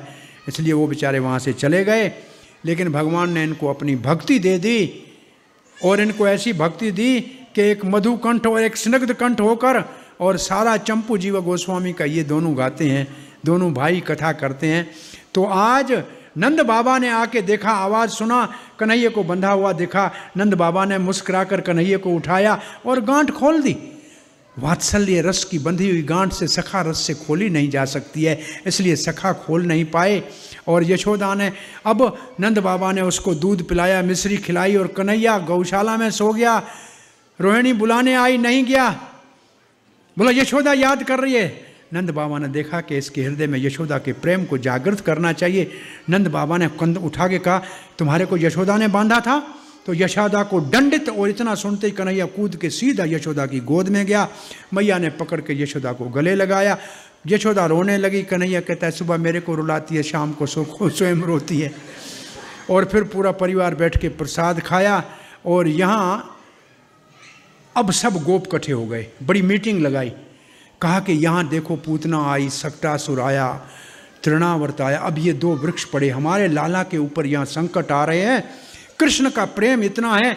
सारों ने कहा कि ये हम गोकुल को छोड़ देंगे, ये खेत खलियान छोड़ देंगे, ये घर छोड़ देंगे, बस अपनी गैया और बैलगाड़ियाँ लेके और यहाँ से जाते हैं। इसको कहते हैं कृष्ण। एक कृष्ण के प्रेम के कारण सब गोकुल को छोड़ने का निर्णय किया।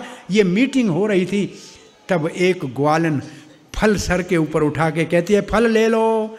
भगवान कहता है फल मैं देने वाला हूँ, ये दूसरा कौन आ गया फल देने वाला? भाई फल दाता तो भगवान है। और फिर कहती है केला ले लो, गोपाल ले लो, गोविंद ले लो। भगवान का नाम इतना उसके मुख में था कि फल का नाम ही भूल गई। और ये ग्वालन नंद भवन के बाहर आई। कन्हैया अंदर बाहर आया। 3-4 महीने का कन्हैया। कहा मैया फल दे दे। बोला कुछ अनाज लेकर आ। कन्हैया मुड़ा, बोला वापस आएगा ना? बोला हाँ मैया आता हूँ, जाना मत। अंदर गया, कुछ चावल लिया और आया, कुछ उंगलियों से गिर गए। कहा मैया ये लो फल दो। मैया ने कहा ऐसे नहीं, पहले मेरे गोद में बैठ, मुझे कहो मैया। अच्छा इधर देखा उधर देखा, कोई देख नहीं है, कूद के गोद में गया, मैया ऐसे करके फिर कूद के नीचे उतरा, बोला फल दो। निषाद राज गुहा की मां जब रामचंद्र वनवास जा रहे थे लक्ष्मण के साथ, सीता के साथ, तो परिचय करा रहा था कि ये मेरी माता है। तो माता के मन में आया कि इसको गोद में बिठाती, ये कितना प्यारा है राम, लेकिन अभी तो 27 साल का है। मैं उसके मन में कृष्ण को गोद में बिठाने का भाव था। वो आज ग्वालिन बन के आई है और कृष्ण को गोद में बिठाया, और वो टोकरे अभी बैठी हुई है, और गोपियों ने देखा इतना सारा फल किसने दिया कन्हैया? बोला मैया वो मालन ने दिया। फल सबको बांट दिया। गोपियां बाहर जाती हैं तो अभी ग्वालन ऐसे देख रही है, बोला कन्हैया सो गया मैया। ग्वालन अपना टोकरा उठा के जा रही है छाबड़े को। जमुना किनारे पहुंची तो टोकरा भारी लगा, नीचे उतारे देखा तो अंदर सोना चाहते ही हीरा मोती पड़ा है। अरे कन्हैया मेरे को छल दिया, फल के बदले में ये हीरा मोती दे दिया। अरे संसार का लोग होता तो बड़ा खुश हो जाता, भगवान संसारियों को ऐसे देते हैं। मैया ने सारा टोकरा जमुना में डाल दिया। बोला कन्हैया तेरे गोकुल की गलियों में मैं तो गोपाल जय जय गोविंद जय जय, गोपाल जय जय गोविंद जय जय, राधा रमण हरि गोविंद जय, मैं तो ऐसे गाऊंगी। और इसके बाद बैलगाड़ियों के ऊपर चढ़ के सारे नौजवान आगे चले। बैलगाड़ियों के अंदर कृष्ण बलराम को रोहिणी और यशोदा ने उठाया, और अब छोड़ के गोकुल को जमुना पार करने से पहले अर्धचंद्र में खड़ा कर दिया। बैलगाड़ियों को रुक गए। अब कृष्ण बलराम पूछते हैं मैया ये पेड़ की दाढ़ी कहाँ से आ गई? वो पक्षी कौन सा है? मोर है। वो कौन है? ढेल है, वो उसकी पत्नी है। वो कौन है? बैल है। वो कौन है? गाय उसकी पत्नी है। हाँ अच्छा मैया वो क्या है? हिरण है। वो कौन है? इसकी पत्नी। कन्हैया जोर जोर से रोने लगा। आप गाड़ियां बन खड़ी कर दी। अरे क्यों रो रहे हो? गोपियां खड़ी। कन्हैया रो क्यों रहे? बोला मोर की पत्नी मोरनी, हिरण की पत्नी हिरणी, बैल की पत्नी गाय, मेरी पत्नी कहां? अब गोपियां हंसने लगी कि इसको क्या हो गया।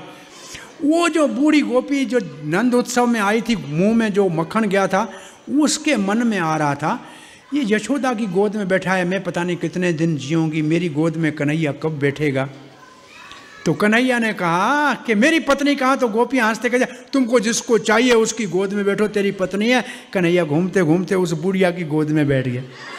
अब सब गोपियां कहती है कन्हैया तुमने इसमें क्या देखा कि इसको तुमने चुना? बोला न दांत इसके न दांत मेरे, हम दोनों बराबर। हरे कृष्णा। अब यहाँ से छत्तीग्रह आए, जहाँ वृंदावन में हम जाते हैं अपने हरे कृष्णा मंदिर, छत्तीग्रह में आए। यहाँ छकड़ों को खड़ा कर दिया और यहाँ कृष्ण 4 साल के हुए, बछड़े चराने शुरू किया, वत्सासुर का वध किया, बक्कासुर का वध किया, और उसके बाद अघासुर का वध कल करेंगे। हरे कृष्णा। धन्यवाद।